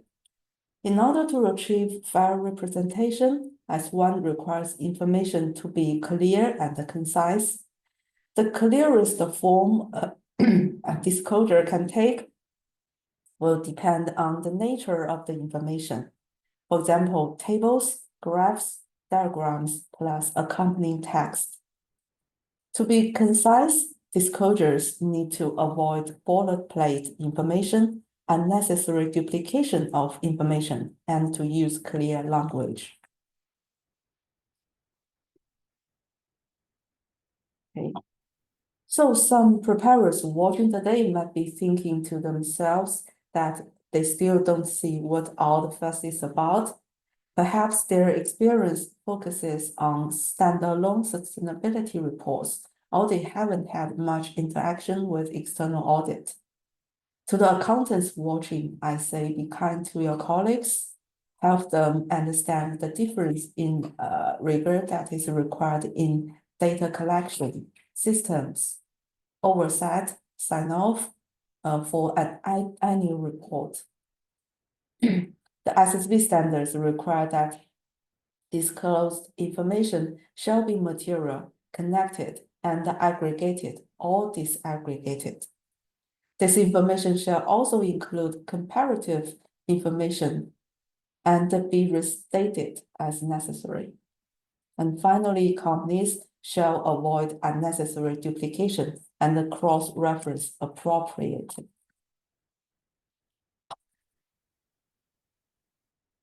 Yes, as you may already notice, there may appear to be some overlap in the topics that shall be addressed in disclosure. For example, you might have the same governance approach for all sustainability issues. Rather than duplicate certain information, you can use cross-reference to enhance efficiency of your disclosures. Cross-referencing shall be applied consistently and transparently.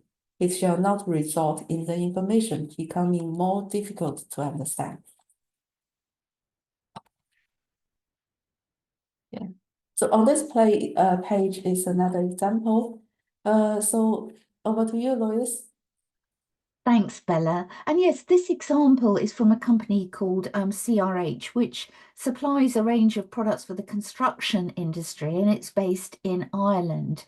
We've been talking about cross-referencing, and this is an example of how a company has cross-referenced between its climate disclosures and its financial statements. So I'll just run through it quickly because actually the IASB has recently issued some educational material, and it was a consultation on how climate financial effects and risks might be connected and reported upon, and it's very similar to what we see in this example. So I'll just point out a few things about it. At the top of the page, the title tells us that the disclosure is about the impact of climate change and carbon emissions reductions and targets actually on the financial statements. So the company starts by telling us where we can find information about the types of risks that they've identified. They then tell us in this middle section that has the title Climate Change and Carbon Emissions Reduction Targets, which lines in the financial statements they have taken into consideration when evaluating whether the climate risks and the emission reduction targets that they've set affect these particular lines. So they've looked at impairment testing of goodwill, property, plant and equipment, at the useful lives of assets, at provisions for liabilities, inventories and retirement benefit obligations. And you can see that they cross-reference to the pages in the financial statements where you can find those items. So we know that they have connected and cross-referred between the risks they report and the financial statements disclosures made on these particular line items. Now, what they conclude is that there is the targets and the impact of the adoption of the targets will not have a material impact on the estimates, judgments and assumptions set out in the relevant disclosures that they reference. So you might ask yourself, well, given that the company has concluded that there are no material impacts, why do we have this disclosure? Why do we cross-reference between the climate risks, the emissions reductions and the financial statements? Well, in this disclosure, the company is telling the reader, look, we do have risks, we have set targets, we have considered what the financial effects are, we've concluded that there are no material impacts. So it's useful information to the investor to know that the company has linked these things and concluded no material impacts. So with that, I'll hand back to Bella on communication. Thanks, Lois. So we're now in the last section, and we are going to look at how you can ensure that users of financial reports have confidence in the data you are disclosing, as trust is an essential component of sustainability-related disclosures, and increasingly so with the growing concern over greenwashing. So an important trust builder is showing data and the trends over time, which means comparative information provides context, helps to indicate progress and underpins strategy and risk management.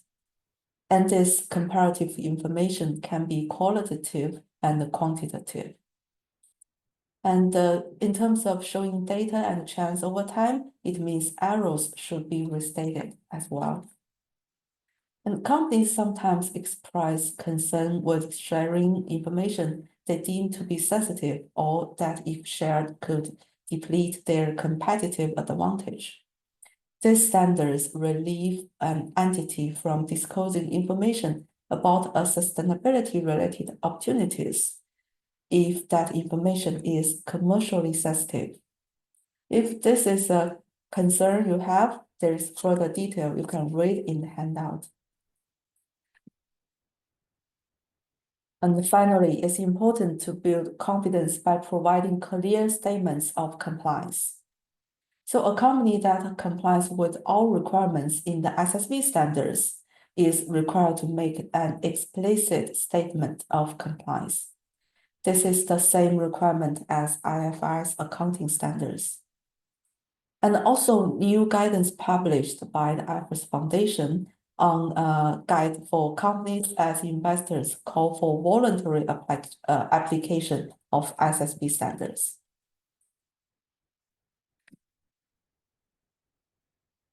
Okay, here are a few things to remember. So first, remember the characteristics of information. Is relevant, material, represented faithfully, comparable, verifiable, timely, and understandable. And also remember the concept of connections, connections between sustainability-related risks and opportunities, connections between disclosures on core content areas, and finally, connections between sustainability-related financial disclosures and financial statements. And on the right-hand side, a few more things to remember: the reporting period and the company, material information, comparative information, and also statement of compliance. And you can find in the handouts side back an additional slide in this section with reminders of how to report effectively. I highly recommend reviewing that. Okay, so maybe this is the end, and I'm going to hand over to Fiona. Thanks so much, Bella, for that brilliant section to end us on. So yeah, thinking about how to bring all of these requirements together into your reporting, of course, super essential. Okay, so as Bella says, this brings us to the end of the session pretty much. So a few kind of things to do to close us off. So please do stay with us just to cover those points.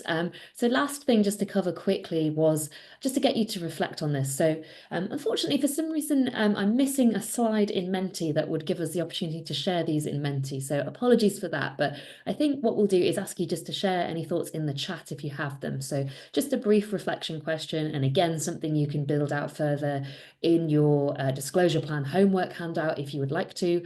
But we just want to ask you to think quickly around some tips and tricks there about what do you think that you can do to make this information easier to navigate and communicate.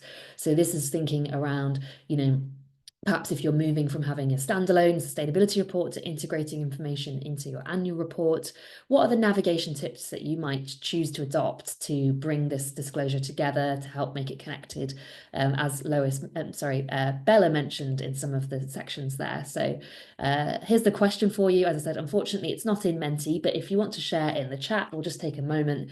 Let us know what techniques that you find useful to make reporting easier to navigate. So take a second, have a think, and maybe we'll see what you think in the chat.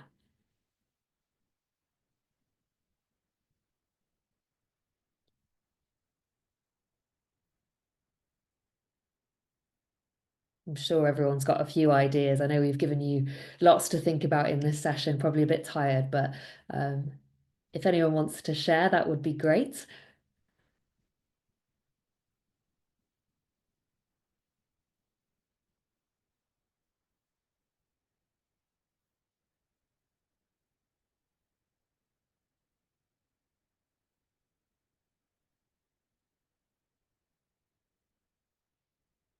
Okay, perhaps not, never mind. But if you do think of anything, feel free to share. But of course, some of the things that we would recommend, as we talked about there, would be making sure to use tables of contents to hyperlink different aspects of your report, perhaps having a navigation panel within your report showing the different sections so that you can see the interconnection. And yes, exactly, no. So making sure to hyperlink between things and click around definitely supports interconnectivity, and thinking about how you can use digital reporting, as Bella mentioned there. So going beyond just having a PDF, but thinking about different navigation tools that you can use within a navigable report to help interconnect. So we hope some of that will really help users to navigate that. Okay, so we are, back to Menti now after that part, just to reflect on the learning objectives from the session. So let me quickly share the Menti screen so we can see your answers coming in. So we want to just reflect on you know, where we were at the start of the session against those different learning objectives and where we might be on them now. So take a moment and let us know where you think your comfort level is at. I see lots of you have responded already, which is fantastic. So yeah, I think generally it looks like we've moved, certainly for the first element about explaining the ISSB, I can see lots more of you feeling more comfortable on that now, which is fantastic. And maybe we've moved along slightly on using the ISSB standards and developing your strategy, but perhaps some of you feeling still a little bit more to learn on those things, which of course we understand today is really just an introduction to a lot of these things. Really what we encourage you to do now is to take this away, continue your learning with some of the resources that we've shared with you, and a few more sources we'll highlight now, and make sure to build out that disclosure plan. So I'll leave the Menti open for you there with one final question to let us know what you think was good about the training, what did you particularly enjoy, and a second question I'll move on to in a second around maybe any improvement areas as well. But I'll just pop back into the slide presentation to run us through a few final points of closing.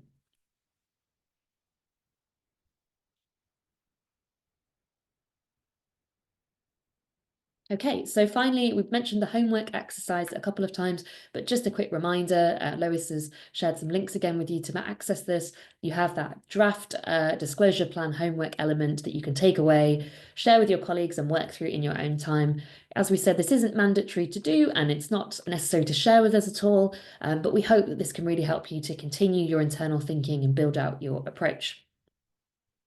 We also want to highlight a few resources that are particularly great places to go for an overview of lots of the materials we've discussed today.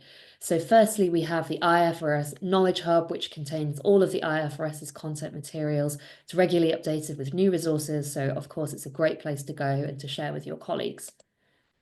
And on that hub, you'll of course find the copies of the two key standards, IFRS S1 and S2, along with their implementation guidance, which of course will be very helpful to refer to. The UNEP FI team as well, of course, as Jan has introduced us to, have lots of resources that can support you available through their risk centre. So please make sure you check out their resources using the links available within the handout materials to get a better sense of what you can get from there that may support you. And if that wasn't plenty already, the IFC team, through the Beyond the Balance Sheet programme, provide a whole host of additional materials and resources that can support you across a whole range of topics, including corporate governance and ESG risk management and reporting, etc. So definitely check out those resources as well. And I'm sure there'll be opportunities to hear more from the IFC team through the additional capacity building they'll be doing in your market that Garth talked to us about earlier. And finally, if that wasn't enough resources already, just a quick reminder on the SSE toolkit that we mentioned to you at the start of the session, which includes, again, a number of guidance documents. In particular, I'd highlight the model guidance on sustainability-related financial disclosures, which is aligned to the IFRS in full, and also the gap analysis checklist, which is a very helpful tool, I think, to build out that gap analysis that we mentioned before and help you build the disclosure plan by really understanding your gaps. So with that, we're coming very close to the end of the session, and a big well done to everyone who stayed with us for this full 3.5 hours of training. We do know that that is a long time to ask from your day, so we really appreciate your time and attention and all of the energy that you've put into engaging with us throughout this session. So as a thank you for all of that hard work, you're eligible to receive a completion certificate for this course, which also shows the CPD certification that allows you to claim this session as CPD credits if you have a professional body membership, for example, as an accountant or similar. So to receive that certificate, what you will need to do is complete the feedback survey, which Lois has shared the link to with you in the chat there. We'll also be sending this survey link out again in an email within the next 24 hours that comes from Zoom with that survey link. So please have a look at the survey there. I'm seeing someone sharing that the link doesn't work. Just checking, it does work for me, so I hope that isn't a broader issue. Please try maybe again copying and pasting that link into another browser if you're having a problem. And we'll also be sharing that again, as I said, via the email follow-up from Zoom. So if you complete the survey, and then if you allow around a week's time before your completion certificate is issued, we'll get that out to you. and send it. Okay, let's share with you the link. I see a few people have mentioned that. I can post that again for you there. Hopefully that full link now works. But as I said, we will be sending that via email. So please don't worry if you can't access that now. And you can follow up with the team via the email that we'll share with you if you have any issues with that. So with that, we just want to say a final thank you. Content blocked by your organization, quite possibly. So yeah, maybe see if you can access that. You're welcome obviously to fill in that survey from a different computer or account if it's not working for you. I don't know if it's a particular access issue in Turkey, perhaps it's a Google form. So I don't know if Google presents any challenges, but we will follow up on that separately if we hear that no one can access that, and we'll arrange another way to complete that survey. So we'll follow up separately via email on that point. Apologies for that issue that everyone seems to be encountering there. I'm not sure why that's happening. Lois has reshared the link again. But just to say a big thank you for everyone for taking part, for the SSE support team who have supported, the supporters who support us in making this programme possible. A particular thank you to all of the organisations who've supported and made today's session possible, the team at the IFC, UNEP-FI and Jan, especially for her fantastic contribution today, the IFRS team, Bella, Jarlath, Vanessa and team, and of course to AEP and the team at the TBB for hosting us all today. We really do appreciate everyone's time and energy and for being here with us all. So as I said, please look out for a further email from us about the survey link. So we'll make sure that you can complete that survey to receive your certificates. But with that, we'll close out today's session. So thank you all so much again for your time and efforts. And we hope to see you again on another session in the future. Thanks everyone and goodbye.